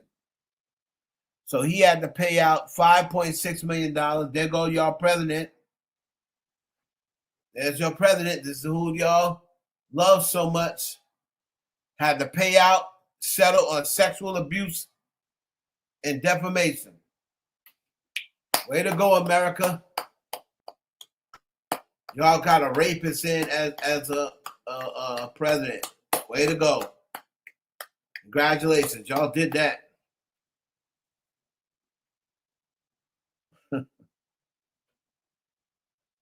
Y'all might as well have put Michael Myers, Jason Voorhees. Y'all might as well have put him and them in office. You put this Looney Tune in office. Let's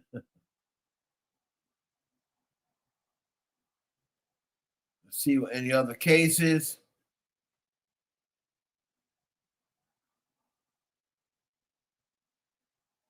There's once again the Jay-Z and Kaepernick where they said that Kaepernick's people said that Jay-Z's full of shit. He never signed a non-disparaging agreement.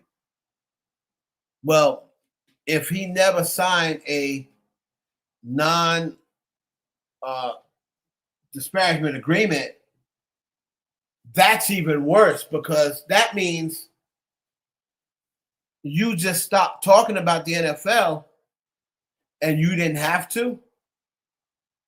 It would be much better if, I stopped talking about them because I was forced to. I had a non-disparagement agreement. But now you want to say that that's not true, Jay-Z full of shit. So you mean you didn't have a non-disparagement agreement and you just never said nothing about the NFL again? And in fact, you went back and you wanted to play for them again? Wow. Interesting, Colin. Interesting.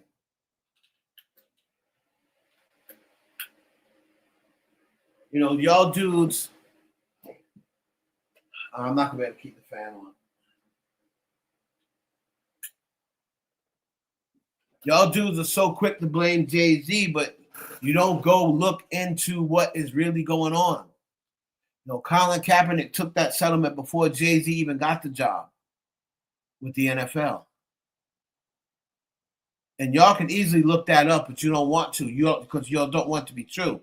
You want the narrative of Jay-Z as this big, evil, nasty person that,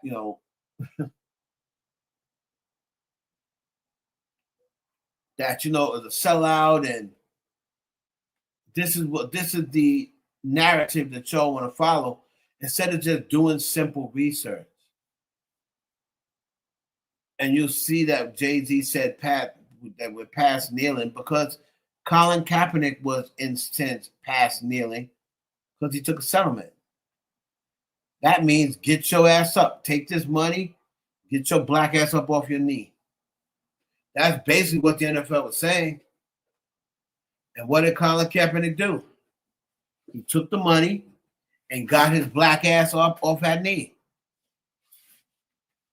But then Jay-Z signed the deal 6 months later, and all y'all blaming Jay-Z. Oh, Jay-Z sold out Kaepernick. No, he didn't. Kaepernick sold out himself.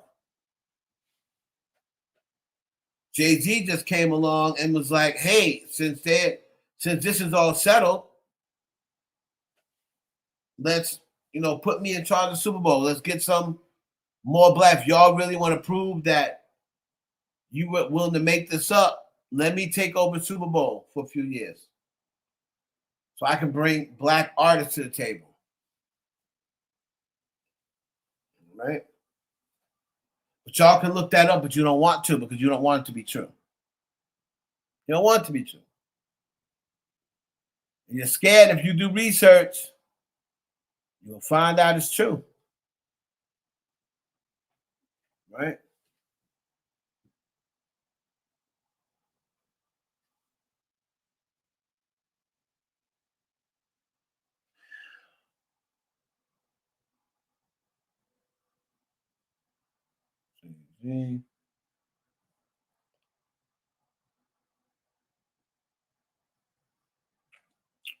Fat Joe's attorney and the court to commence criminal. Judge rips Tyrone Blackburn. Yeah, that thing is done. Tyrone Blackburn's in a lot of trouble.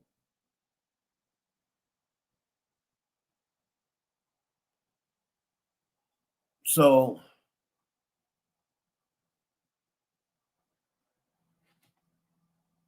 Jay-Z had his Fanatics. Jay-Z had his Fanatics event. The 40-40. Shout out to the 40-40. Okay, Jay. Okay, Jigga Man.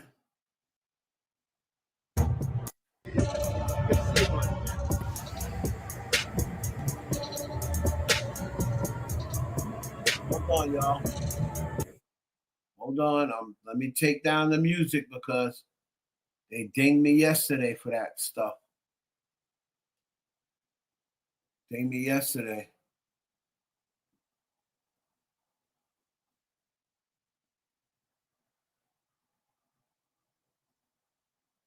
Okay. There's the Jigga Man going into Fanatics for his event. Okay. They said Hope is aging backwards.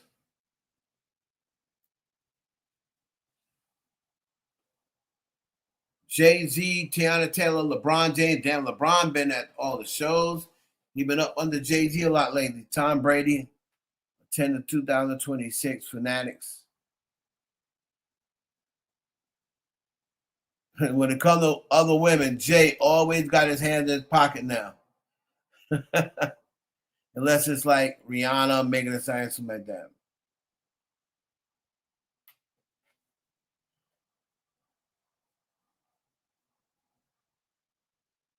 Jay-Z said facts.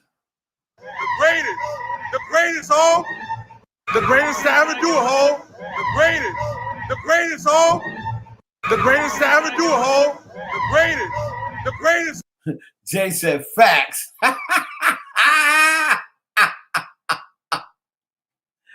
Oh man, I know they mad. Look at LeBron.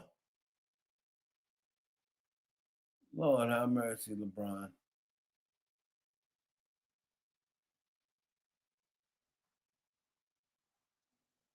Shaq Diesel.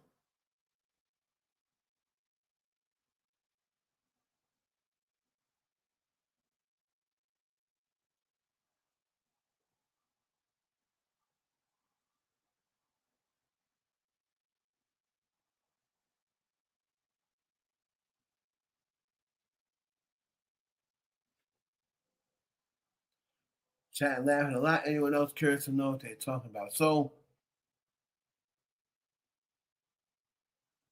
I'm not talking to these dudes.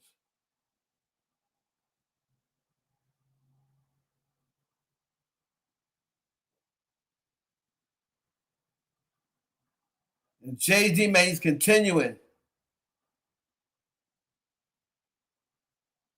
Jay is continuing his incredible run in 2026. And continue his incredible run, y'all. The GOAT, Jay-Z. Looking like he's taking off with the watches. Let's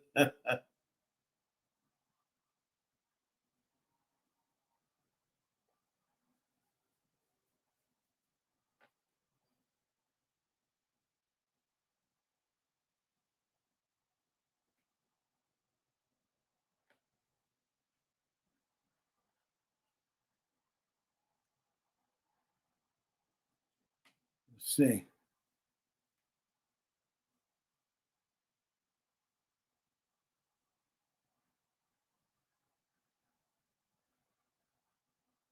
All right.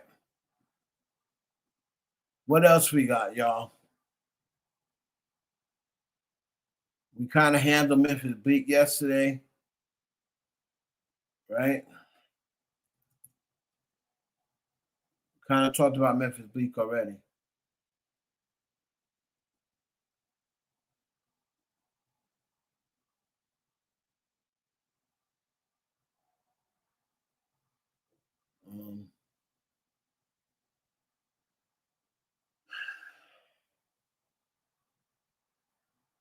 I'm not getting into any Dame Dash, not tonight.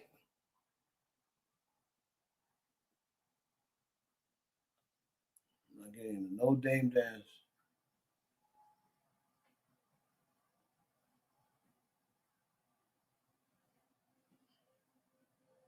Yeah, here's the thing. Shout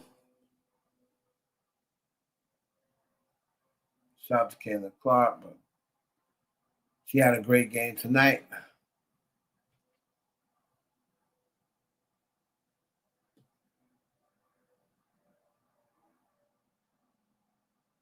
I said she ain't that fine. All right, y'all. Listen.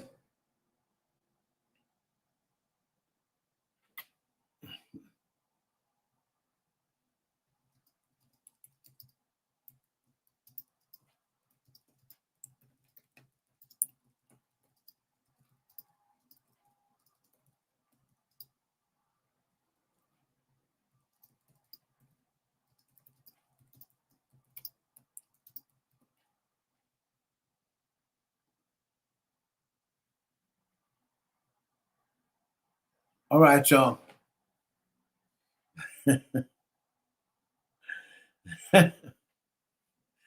Couture, he said that because I said somebody look good, here goes the person. Simp.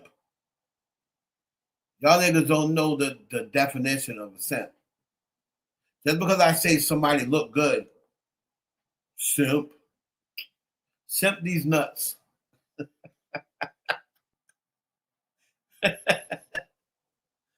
I swear to God, these people on the internet. Let me tell you something. Before I go, I gotta bring this to y'all. So this dude, these people get so mad, right? That I was talking about Jay-Z. So I'm still rubbing the Jay. Where this dude? He may have deleted it. But we're talking Couture. Listen to this, Couture. We're talking about the Jay-Z thing, and I'm just cutting them up with facts. I'm hitting them with facts, right? And then we start to talk about, and like I said, man, most of the times that I'm on here, I'm like I said, I'm not the same way on my YouTube channel. But when I come on Twitter, it is strictly, I told Barb's this a long time ago. Ever since the day that they doxed my daughter's mother's place, I said it's forever up with the Barbs. I don't care. Right? It's forever up from this day forward. Y'all doxed my baby mother's house. So it's forever up with y'all, right? So I come on here to troll. And I know what gets them mad. So I know the things to say to get them mad. So one of the things that I can talk for everybody who wants to know, I think I'm going to open up a class, how to troll the Barbs and get them upset. Like that's going to be the name of the class. See, there's certain talking points about that you say to the Barbs that drives them absolutely nuts, right? I'm not going to give everybody those talking points because then they're going to try to adapt and stop crashing out over it. And that's going to ruin my plan. So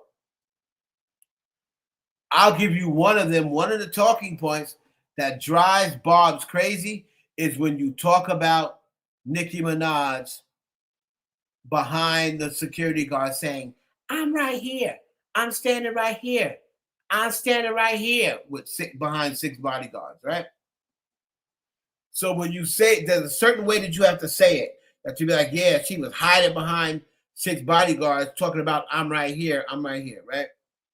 Whenever you say hiding behind 6 bodyguards, it drives the Barbs up the wall. It drives them crazy. So I start getting into it with this Barb. And then finally he says, he pretty much, I don't know whether it's a guy, girl, whatever. But finally, they let me know that I broke them, pause, and they say, well, forget Nicki fighting. Why don't you fight me? Drop your location. Drop your look. And I saw they said, I said, what? Drop your low. This is how mad they got for my trolling, right? Drop your low.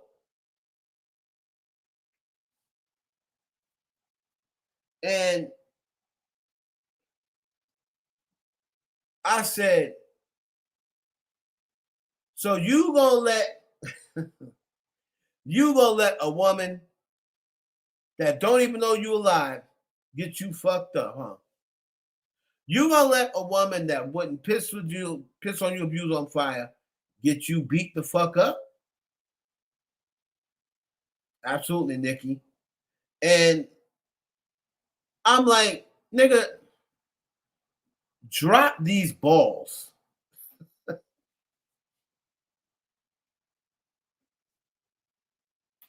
I was like, drop your mother's fucking Instagram and I'll drop a dick pic on her timeline. The fuck are you talking about right now? Drop your mama's Instagram and I'll drop a dick pic on her fucking timeline. The fuck are you talking about right now? Talk about drop your low. No, drop your mama's low. Nigga, are you stupid? You know, I'm gonna fight a nigga offline. You don't even know. I don't even know if I'm talking to a girl, a guy. Like, what? Where you at? Nigga, where the hoes at? Fuck are you talking about? Where you at? Where the hoes? Don't worry about me. Where the hoes at?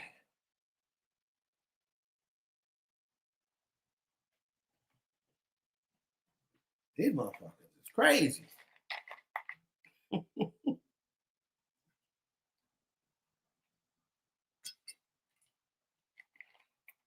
Drop your mama's low. Meet me over there.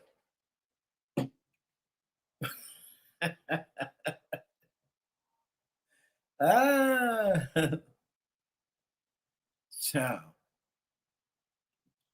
Anyway.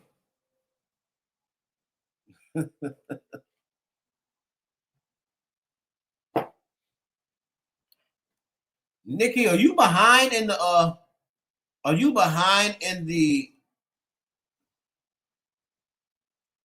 I go to the Los Angeles show. Nicki, are you behind in the stream? Because you're like the whole New York State Tri-State area came out. Everyone came dressed in Timbs. People were stuck outside and bum rushing the gate. I wish I could go to the Los Angeles show. You can go. Have the same impact. No, it won't. It definitely won't because he's not from LA. But he gonna be smart and he gonna bring out Kendrick, Snoop. Oh man. So hold on, Mike. Hold on, Mike. Yo, Mike, if I drop, you don't have to come on camera. If I drop this link, can you come on really quickly? Right? Can you come on really quickly and just tell me your experience of what happened Sunday? You don't got to get on camera and you don't have to be long. That's if you want. No pressure. I just want you to give me. You side? Okay, all right. No problem, nephew. It's all good. I was watching this girl live. She said she drove from PA to NYC. Well, if you follow my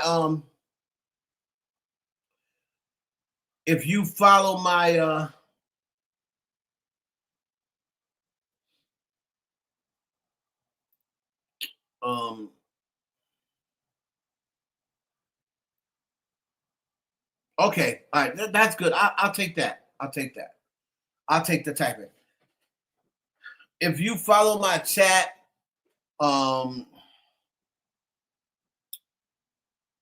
with a Tanya with an O, she took a flight from Toronto to New York in a split second, like she took it in one day. I hope she got in. That's all I can say. I hope she got in.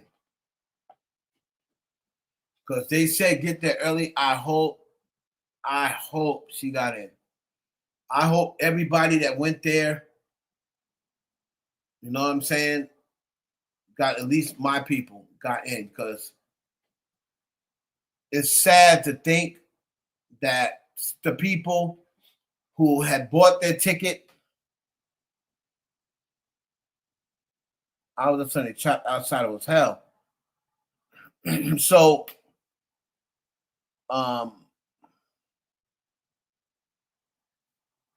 Mike, is it Mike or Mike here?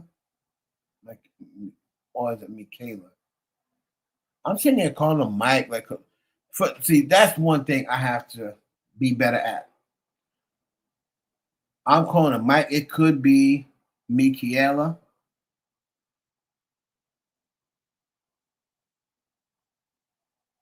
Mike a lot. I don't want to be wrong, you know. Michaela. Okay, so then when I'm sitting there like, oh, it said to me, nephew, you like, oh, you should be like, nigga, I ain't no girl, I ain't no nigga. Don't just go along with it.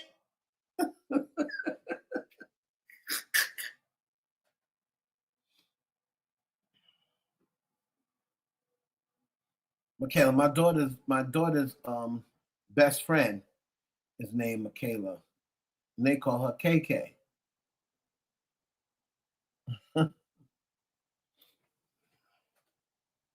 No, I definitely want to make sure I get it right, Michaela, because I don't want, I don't want to be pronouncing shit wrong. Right? But what he's gonna do, he gonna bring out Snoop, he gonna bring out Kendrick. Watch. Snoop, Kendrick, he might bring out Doja Cat. Ooh. Ooh. Ooh, child. That boy might he definitely bring out Kendrick. He gonna bring out Kendrick. He gonna bring out Snoop Dogg. Probably Dre.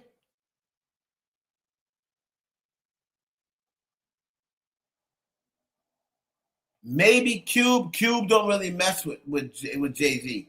But I bet you if he gave Cube a bag, I bet you all of a sudden Cube would be on that stage. That's what I do if I'm Jay-Z. I'm like, yo, Snoop and Dre. Oh my God, how crazy would that be? How crazy would that be? Snoop and Dre doing Still Dre. That's the song that Jay-Z wrote. Still. Oh my God. California will go crazy. California will go crazy. If he brings out Kendrick, Dre and Snoop, he'll probably bring out a newer artist. And if he brought out Ice Cube to do Have a Nice Day, oh my God. I mean, today was a good day. Oh, Jesus Christ.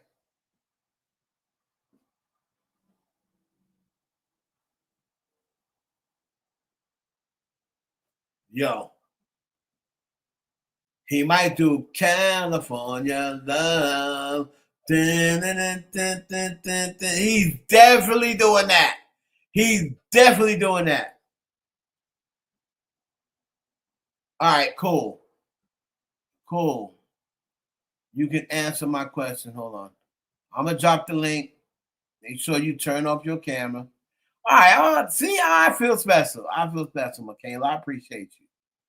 I appreciate you. Hold on.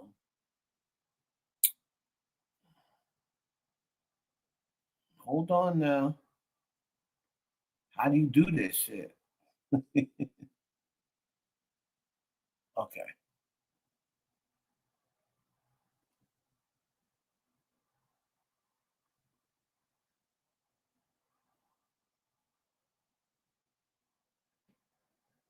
So there's the link. Kayla gonna come on and give us. I want the play-by-play. Like I want to know exactly what happened. It'll give you the option to turn off your camera. So before you even come backstage, you can turn your camera off, and I'll just hear your audio.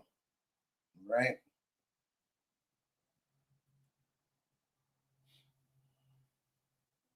So once you come back there, I'm gonna bring you on because I really want to get.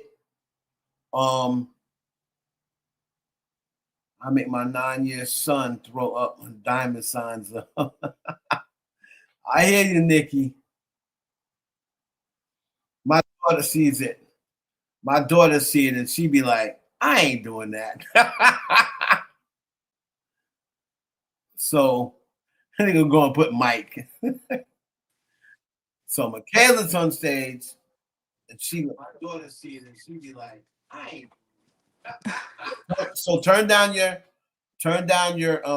speaker. Can you hear me? Yeah, I can hear you. Oh, hey. Hi there. Hey. So, you went on Sunday, right? I did.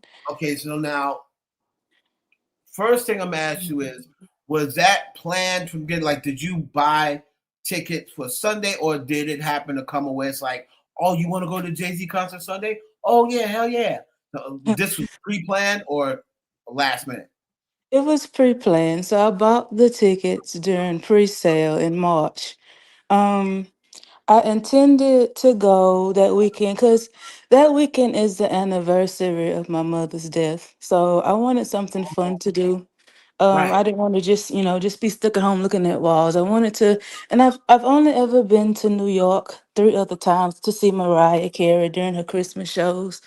And I like Jay-Z, all right. So like I like and it seemed like it would be like incredible experience by the hype that I saw on social media. So I was like, why not? So Right. I bought 2 tickets and flew out. My friend that I went with, she's from New York, so I just met up with her there and we went together. Okay. I'm from New Orleans, by the way. Yeah, I can hear the reaction when you said in March. I said, go to Beyonce. So, I knew right away because I used to do the do with like this girl from New Orleans, and she Lord sounds have mercy. like you. Actually, I live in I live in New Orleans, but I'm from a small town, hour north. So, but yeah, that I'm from Louisiana. Yeah. Beyonce, look at it. So all right. So your friend is from New York. You Yeah. flew out there. So when did you fly out there? I flew out there Friday. My flight was delayed. I was supposed to get there around 9 p.m. That was the only flight available from here. So I didn't get there till like midnight. So Saturday, I started to go to the Saturday show also, but I knew I wouldn't have time to really see the city. So I just used Saturday as a tourist day. And then I plan to do Sunday for the concert. And then by it being extra innings, I just assumed that it'd be a compilation of the Friday and Saturday anyway. So I didn't think I was missing much by not going to more than one day. Okay. So and that would sound like the smart move, especially if you would, you want to see the city. You have to give a date to see the city. If you were going to go to the concert And Mhm. Saturday really wouldn't have gave you much time to say. So that's that. Mhm. Those are logical decisions. Mhm. What time did you get to Yankee Stadium? Around 7:20. We knew that the show started around 8, and we took pictures with one of the photographers, that's lurking around for professional photos. And we figured since he had went on at around 9:15 the other two nights that we had time to, get our pictures, get in line, and get inside. So we actually start standing in line around 7:45 ish.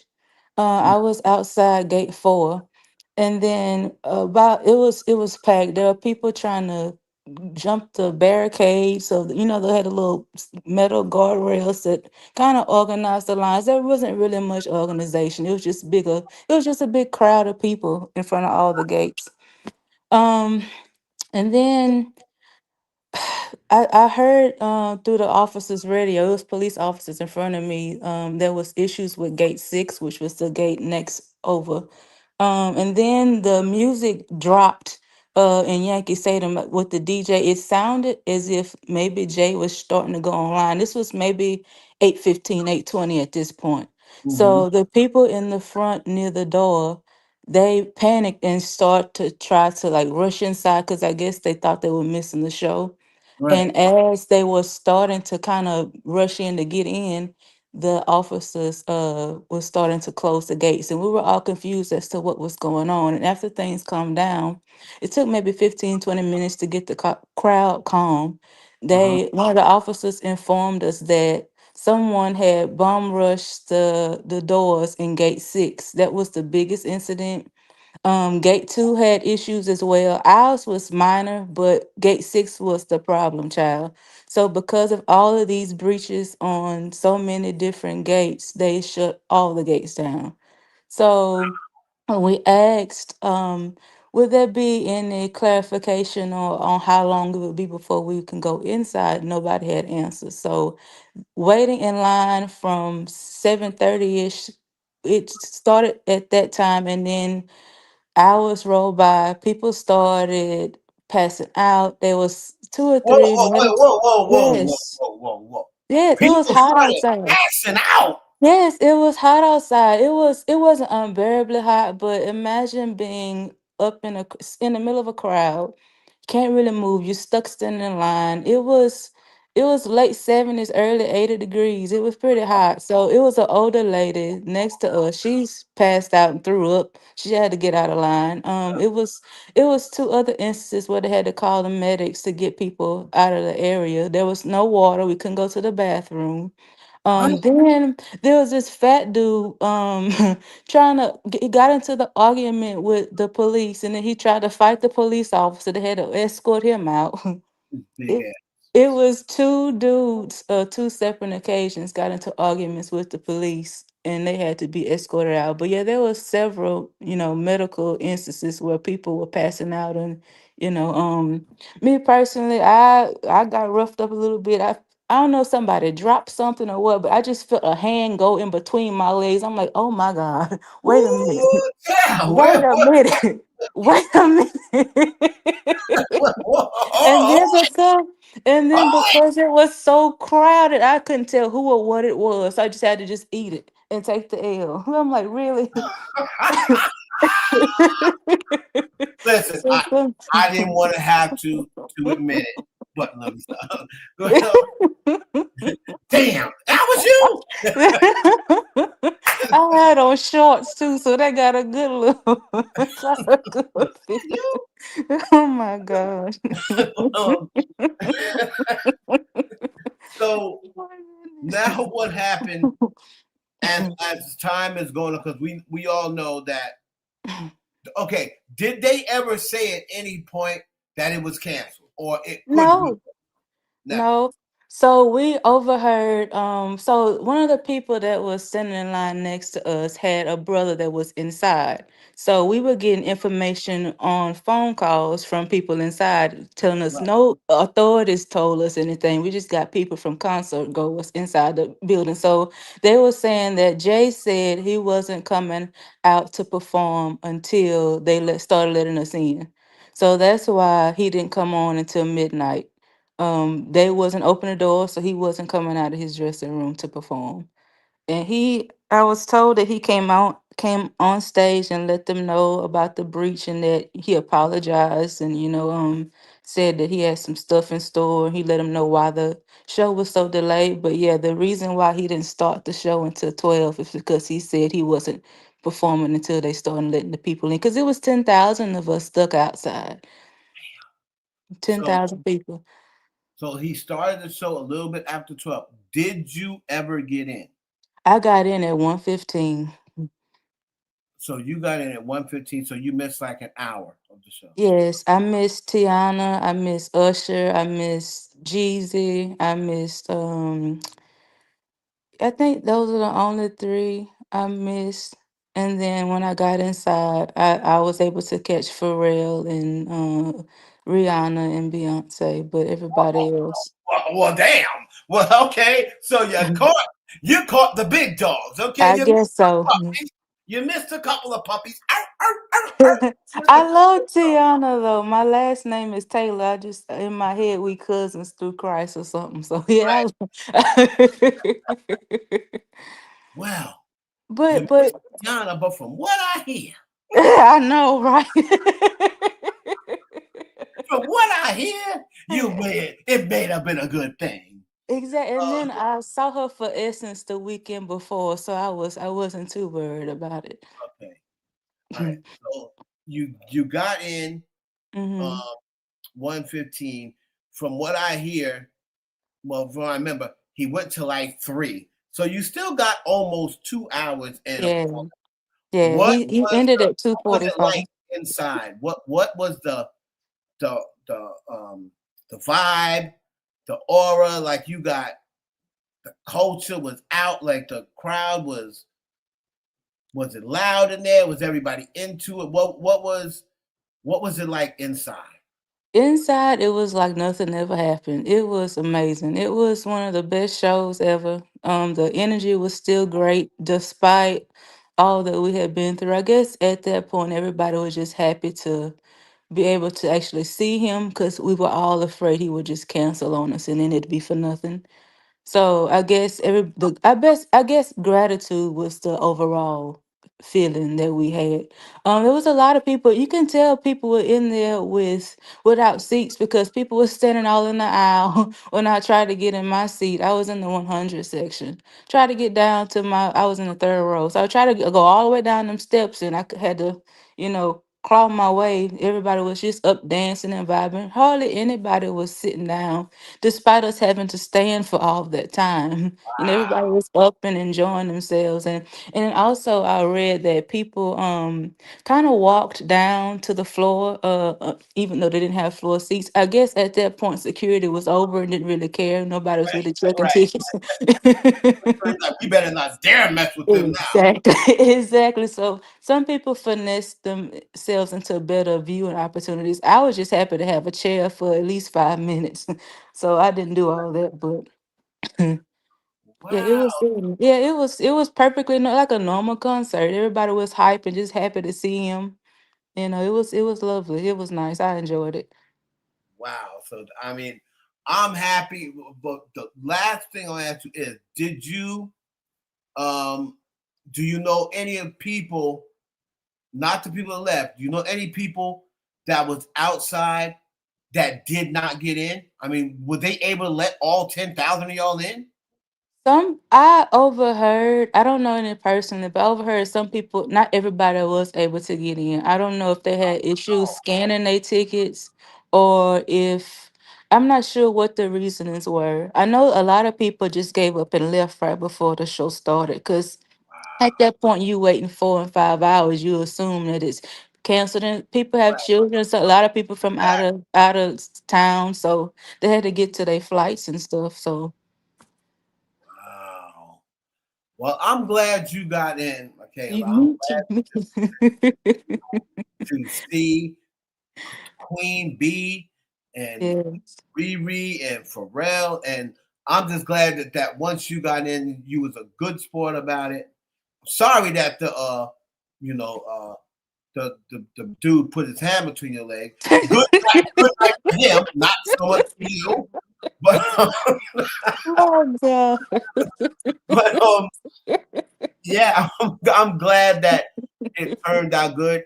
And from all of the reports that I got, he killed it. I He mean, did. he killed it all He 3 did. nights. And for the people who were saying, "Oh, Jay-Z ain't gonna sell out, and nobody cares about Jay-Z," well, we should not hear about that talk no more. You know, Right. because the place was packed. Now inside, the place was packed. Yes. Yes, it was like it was packed, and there were extra people who didn't belong there. So of course it was filled to the brim. And then also people have to understand that these tickets sold out in minutes. I initially tried to buy tickets to the Saturday show and couldn't. And then he just so happened to release the Sunday date at 1 p.m. I was just leaving the doctor's office and I hurried and bought some. But all of those, I guess, rumors about ticket prices and ticket numbers, those are all resales. His authentic tickets sold out very fast. Right. That's what. See, I'm glad you said that. Somebody that was there that let people know he would not. They try to make it seem like, oh, he wasn't selling. He didn't really sell out. He was No, dropping ticket price. No, those were resales. it Bozo, was. It coming back, was. at the last minute. But I'm glad you got in. I'm glad you had a great time and you got back home safe. And thank you for coming and sharing that with us. I appreciate No it. problem. All right. So there y'all have it. There y'all have it. Michaela said it was lit. So I don't know what the hell y'all be talking about. That's the Jigga Man. Jay-Z's the GOAT. Fuck y'all talking about up here. Jay-Z is the GOAT. Okay? The GOAT. Ain't nobody doing that. You feel me? Nobody's doing that, yo. Nobody's doing that.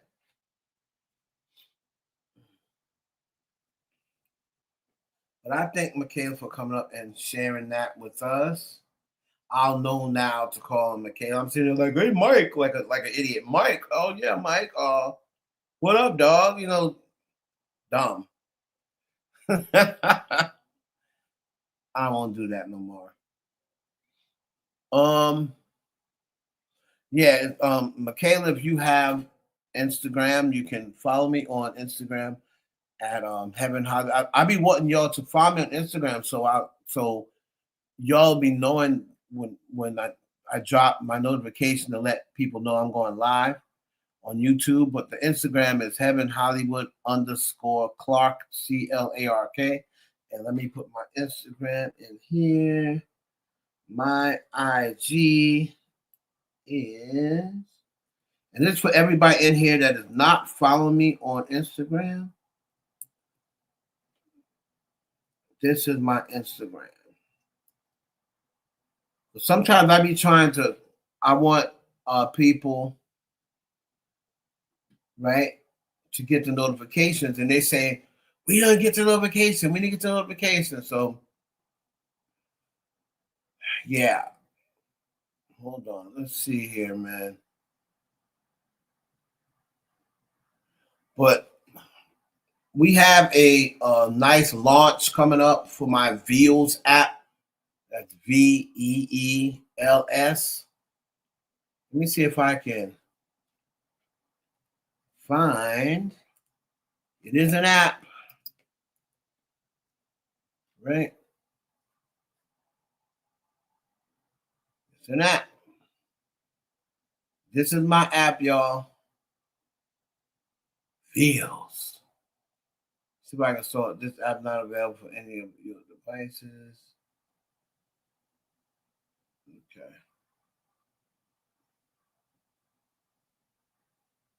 Anyway, the Vils app. Okay, I'm gonna follow you back as soon as I get off of here. Let's see, guys. What else we gonna attack here?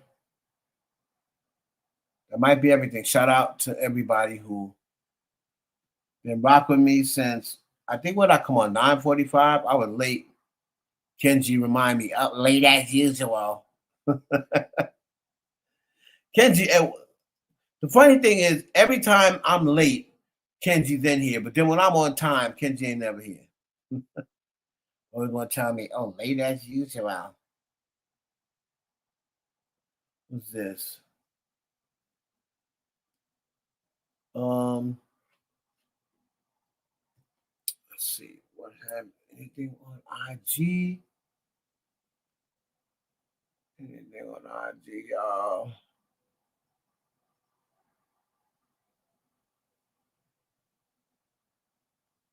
Please don't call me on my blood. Hold on. So let's see. Anything up here that I can touch on?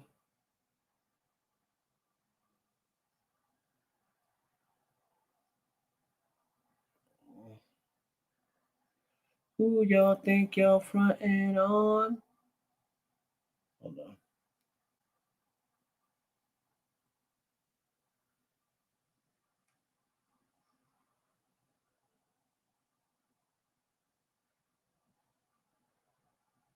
Oh, I think this is something I want to show y'all. This is from, hold on.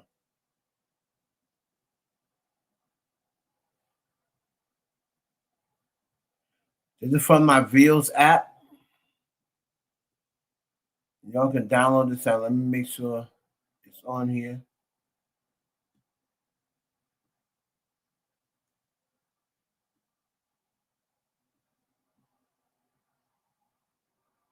Hold on.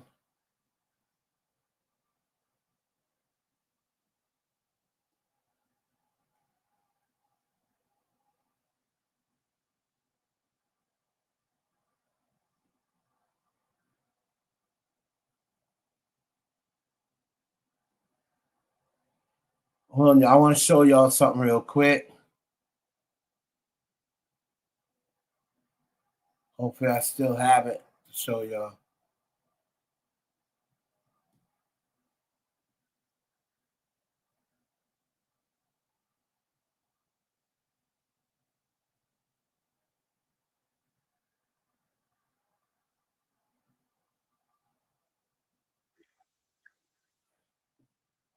Okay, that's not it.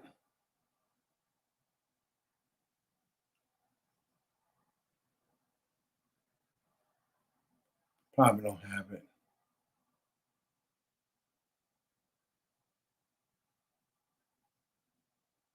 Oh, damn. Okay, this is what I want to show y'all. Hold on a minute.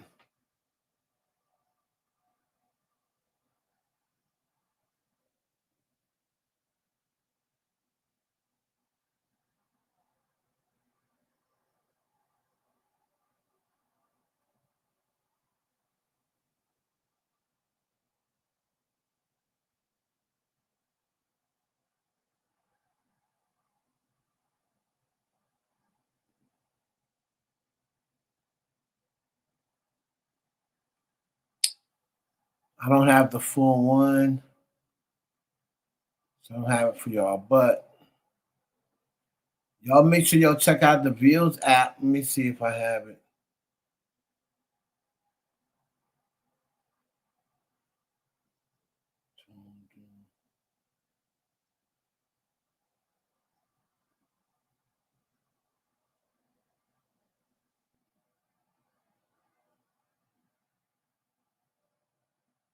All right, so I don't have it.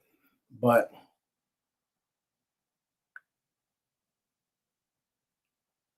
Y'all don't have the whole thing. Anyway, y'all.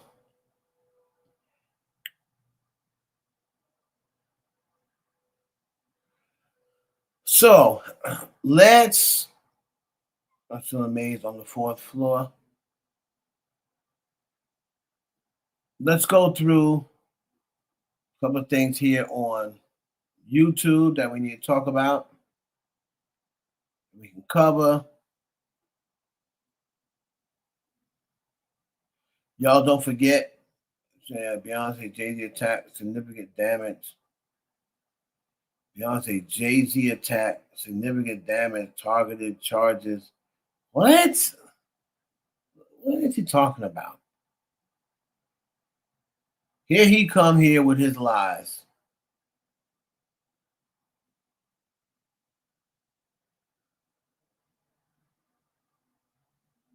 Always got to come here with his lies. Hold on a minute.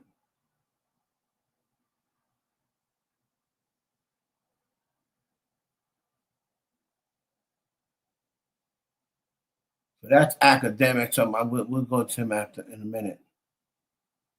Hired a female 2026. Let me see what this Negro is lying about now. So Moron Morale with his lying ass.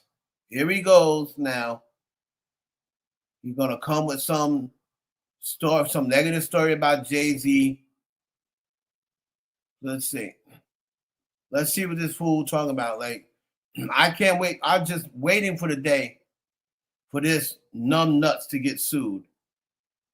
I don't know what Jay-Z and them taking so long, but this dude always got Jay-Z and Rock Nation in his mouth, and he be talking shit that don't make no sense. But hold on.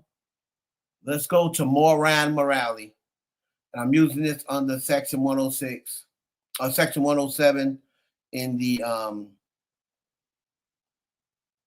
Section 107 of copyright law. I'm just using this as I'm watching this as a reaction video with critique, assessment, and commentary for entertainment purposes only.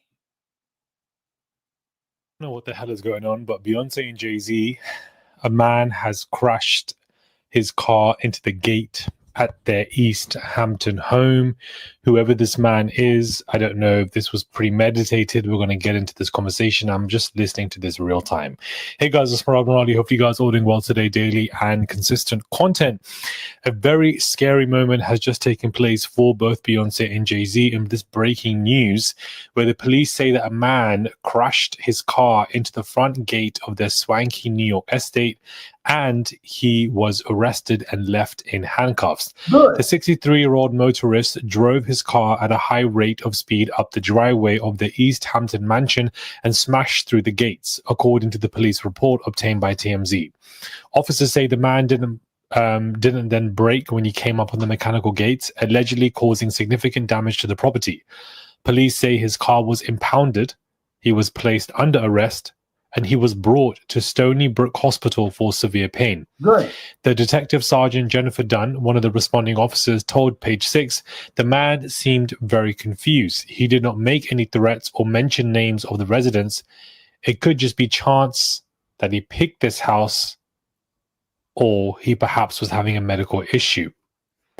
She explained he'd previously stopped at a house down the road because he's looking for somebody who doesn't live there.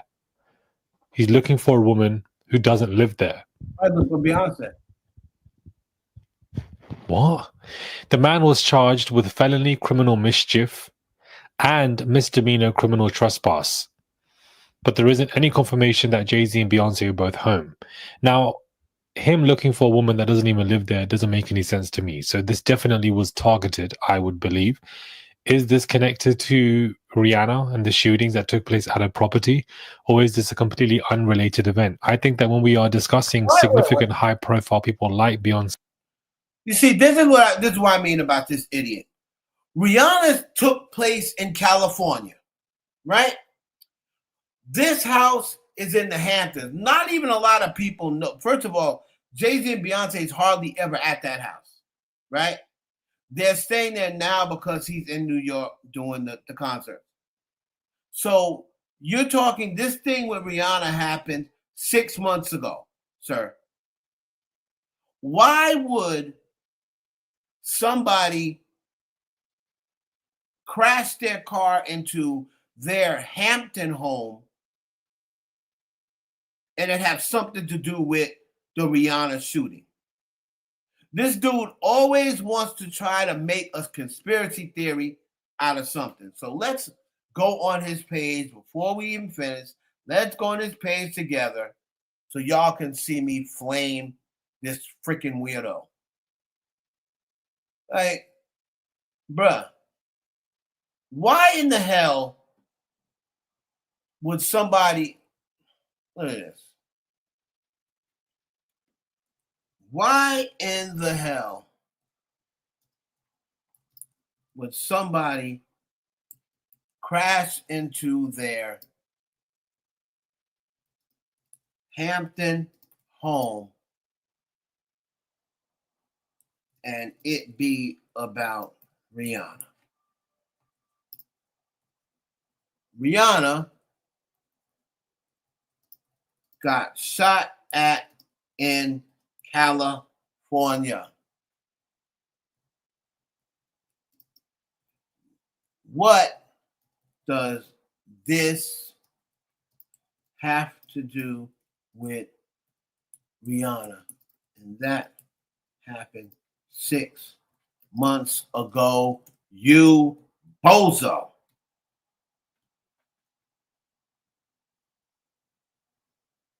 Like, what are these people talking about?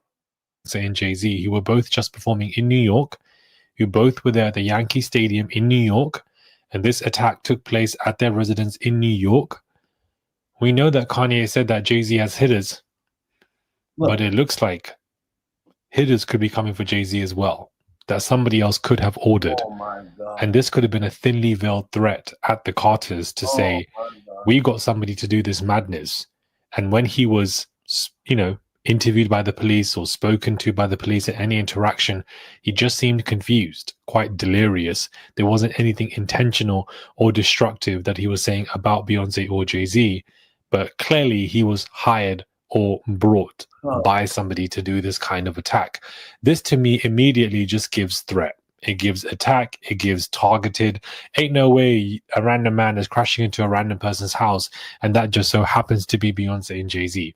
Now, this attack at the East Hampton home has caused significant damage from what it's being reported, and that the man himself was confused. Maybe this was an accident. That could very well be true. And maybe the man was delirious. He needed medical attention. He wasn't in a great position. But if that were to be the case, and if this man was genuinely somebody who did this by accident and was dealing with an emergency, I don't think the police would have charged him with multiple charges at that. What do you mean you don't think police would? Of course they charge. Just you. I don't give a damn if you did it by mistake. You crashed into somebody's house. That is criminal mischief. What do you mean? Oh, you don't think they would have charged him if he did it by mistake? Are you dumb? Let me ask him that. Let me ask him that. Like, what are you talking about, sir?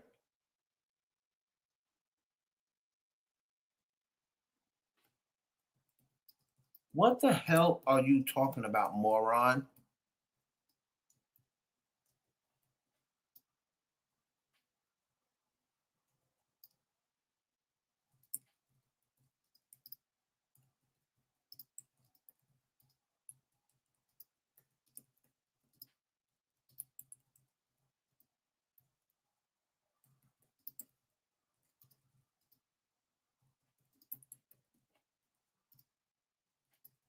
If they are high, don't they get charged?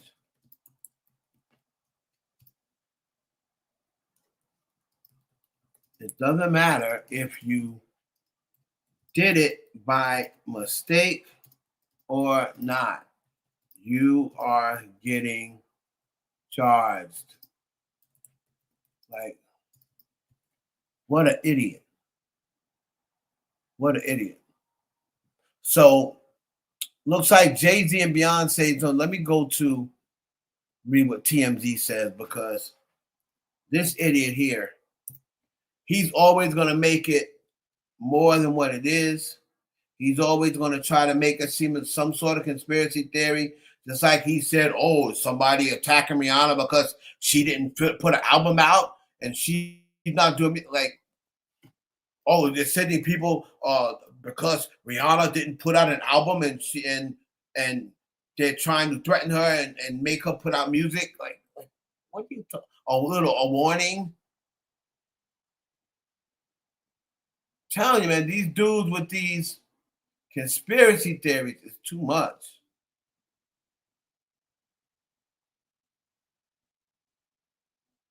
Let's see.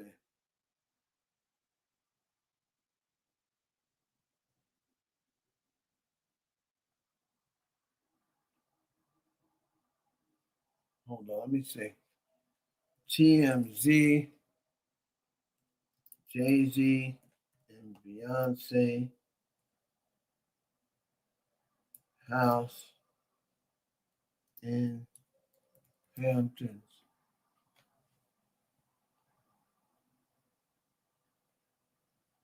Beyonce and Jay-Z, okay.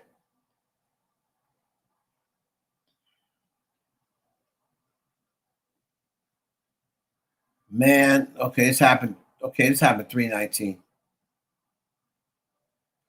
Well, is this Kris Jenner? People saying, is this Kris Jenner's sacrifice? The woman's 91 years old. You can't really say that's a sacrifice. Scary moment. I was saying, man, the man didn't the brakes.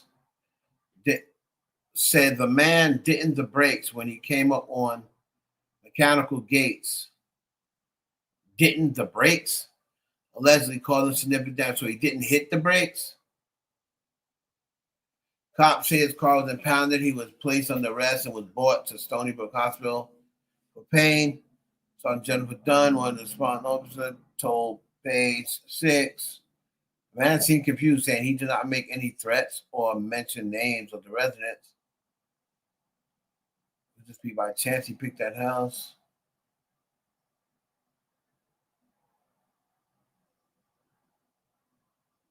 Wow. Y'all still with me? Y'all still hear me? Put a one in the chat if y'all can still hear me. This is the weekend. Y'all don't got work tomorrow. At least most of y'all. Wake your ass up. What's the last time y'all said something? The last time y'all said something, Nicki said something at 1:26 a.m. It's 1:35. Okay. It's been like 9 minutes. It's been like 9 minutes. Louis 13 in the song. Let me put a one in the chat if y'all are still up. Shout out to the people on Twitter. Shout out to people in hey Michaela.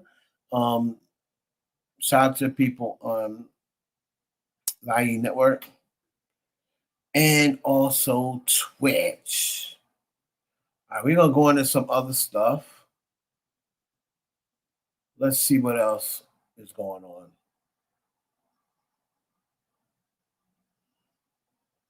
All these girls now starting to look alike, y'all. They starting to look alike, y'all.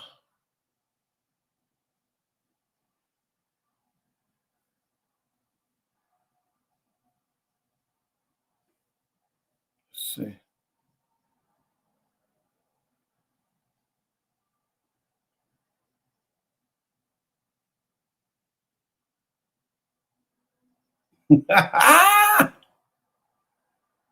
Well, damn.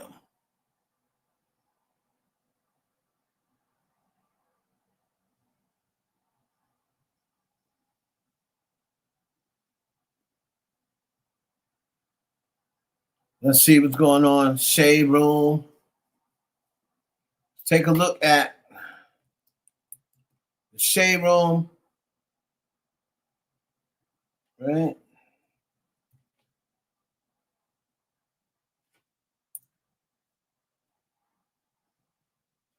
Let's see.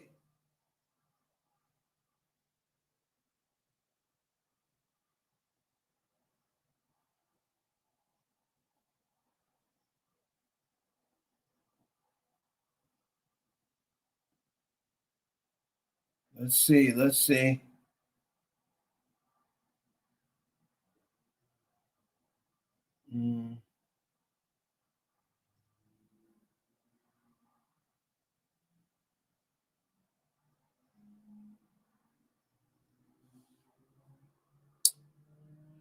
Nara Smith. So I'm trying to see. Oh, okay. Here's something very interesting. Now I wonder. Remember, they were hugging before. So is Michael Jordan and Victoria Monet a thing?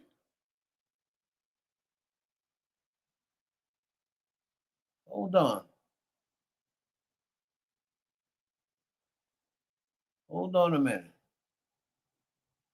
We all know about Dion and Carucci. Right?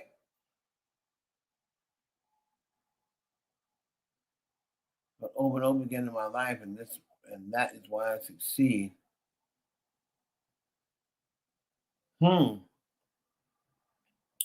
Let's see here.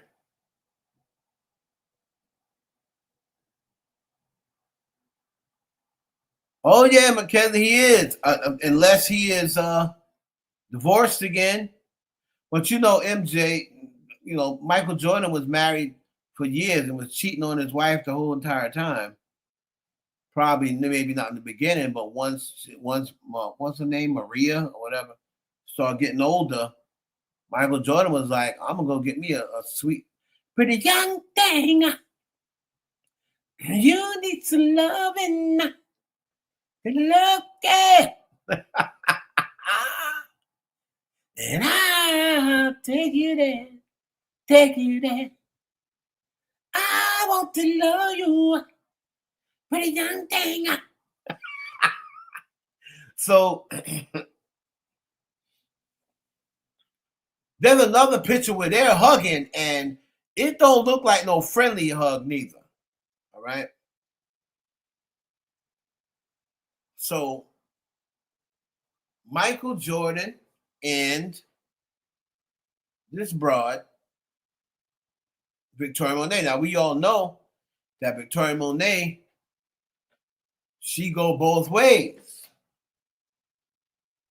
She's for the Goyles and the boys. She loves the Goyles and the boys.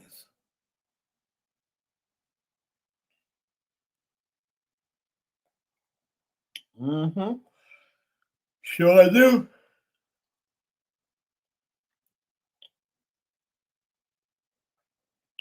There was a picture of them hugging before. Okay.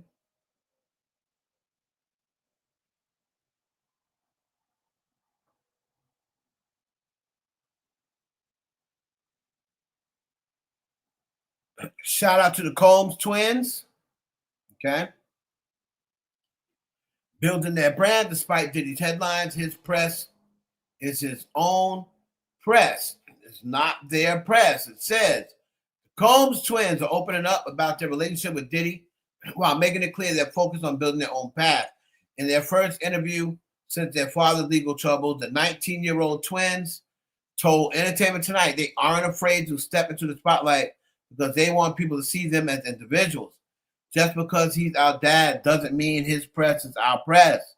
They said our press is our own press. Our clothing line is our clothing line.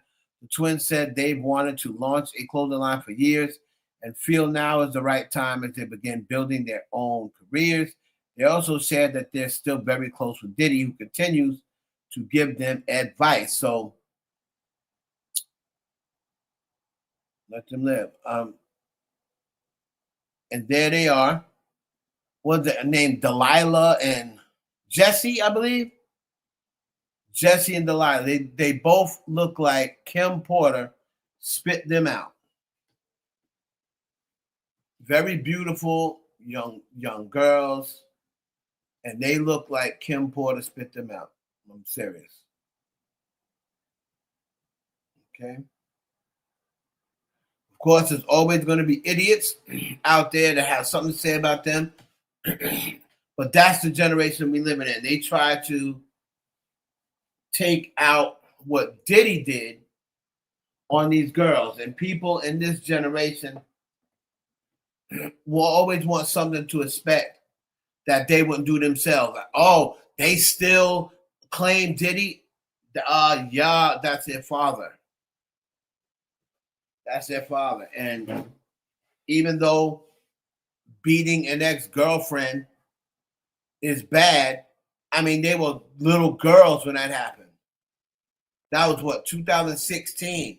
That was 10 years ago, right? They were 9 years old when that happened.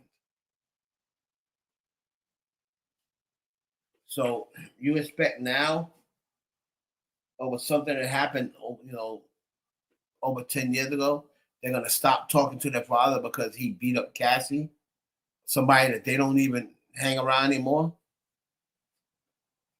You know what I'm saying? A person who used to disrespect their mother, still doesn't it still doesn't garnish her getting beat up. But let's not forget that they're on social media, and I'm sure they have seen the rumors of Cassie making fun of Kim Porter when Diddy used to try to demeanor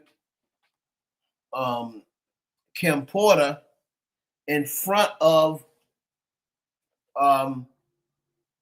Cassie.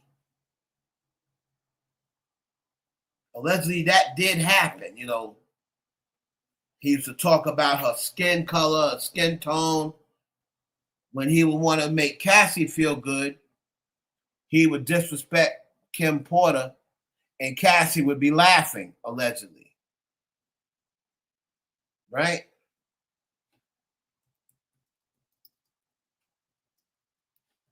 You see, if I can find that.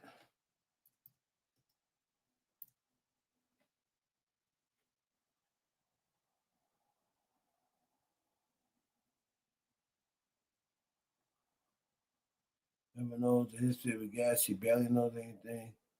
She really said, wasn't their mother a model?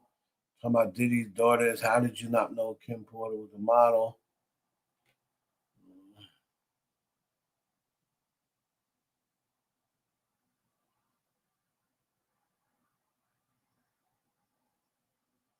Yep, Jesse and Delilah.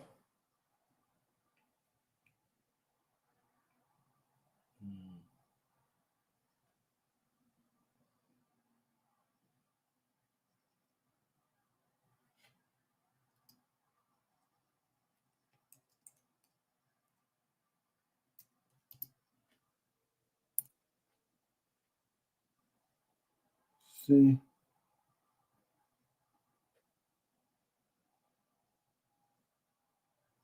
So here it is right here.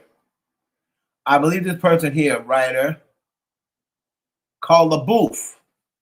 So here we go. Here it is right here. So I believe this chick, I think she blocked me.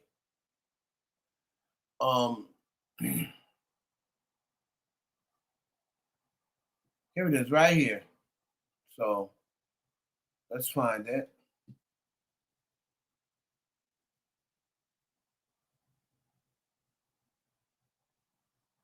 Well, check this out, y'all. Everybody out there, shout out to everybody in the chat. Check this out. Now, this was stated back in 2024. This chick, Cola Booth, I think she had something with Donald Trump at some point. But she said Diddy was an MF. Y'all would not even begin to believe the way he treated Kim Porter. And ironically, Cassie back then allowed herself to be used to disrespect Kim in her own home. Cassie let herself be flaunted in Kim's face, laughed at Diddy beating Kim. Laughed, she said. Right?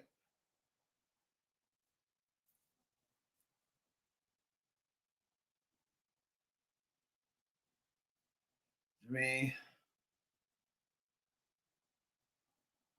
I'm trying to find another one.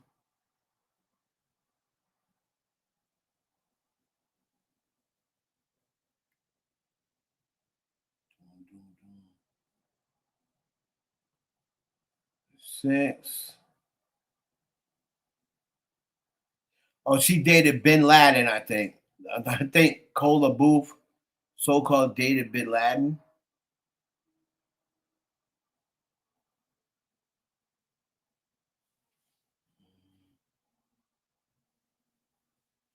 I'm trying to see if she said something else about Cassie.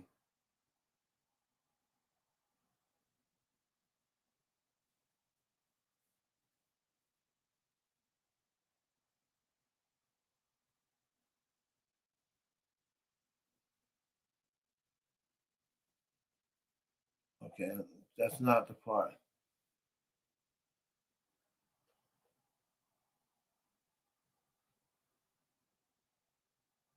Yeah, so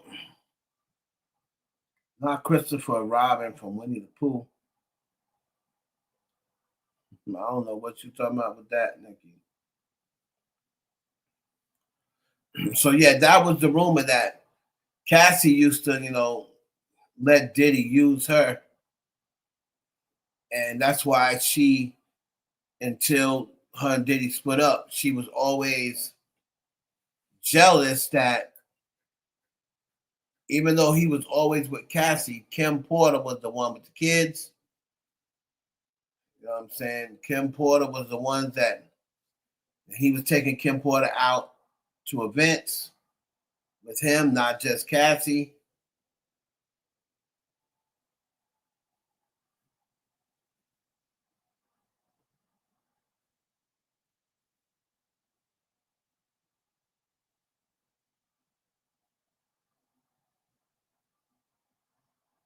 Let's see.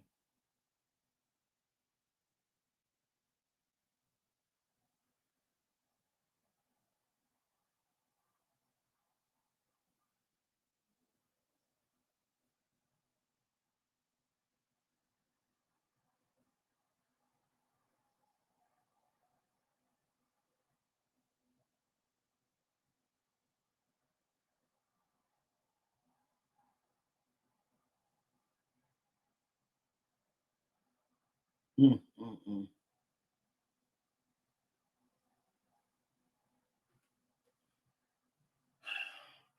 So that's really it. That's really it. I'm seeing if there's anything else we need to talk about. I see academics is mad about what Joe Button says. I can't really play the act one because he'll ding me.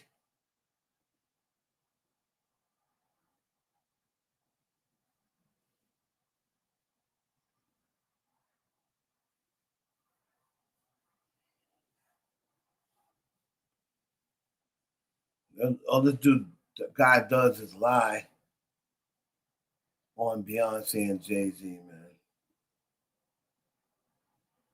But yeah, I'm getting ready to answer you back on IG, Michaela. So I'm gonna respond back. Where did Kenji go? Did everybody leave out of here? Want to see, was there anything else we need to talk about, y'all?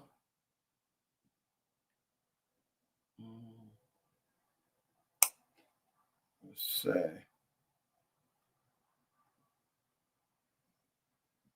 Not really happening on the Shade Room. What about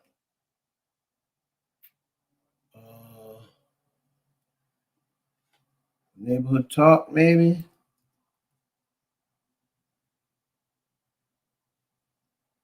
They will talk something to lose. They got 2.4 million followers, but they're starting to lose luster.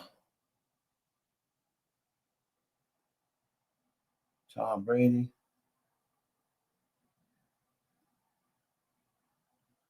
He said Tom Brady slapping Logan Paul.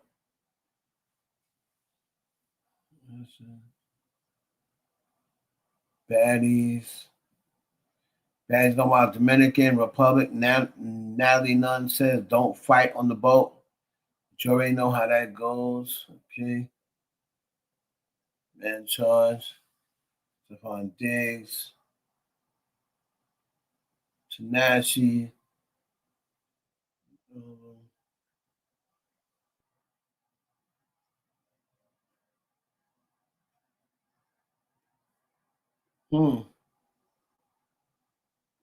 It's pretty much a bunch of nothing, y'all.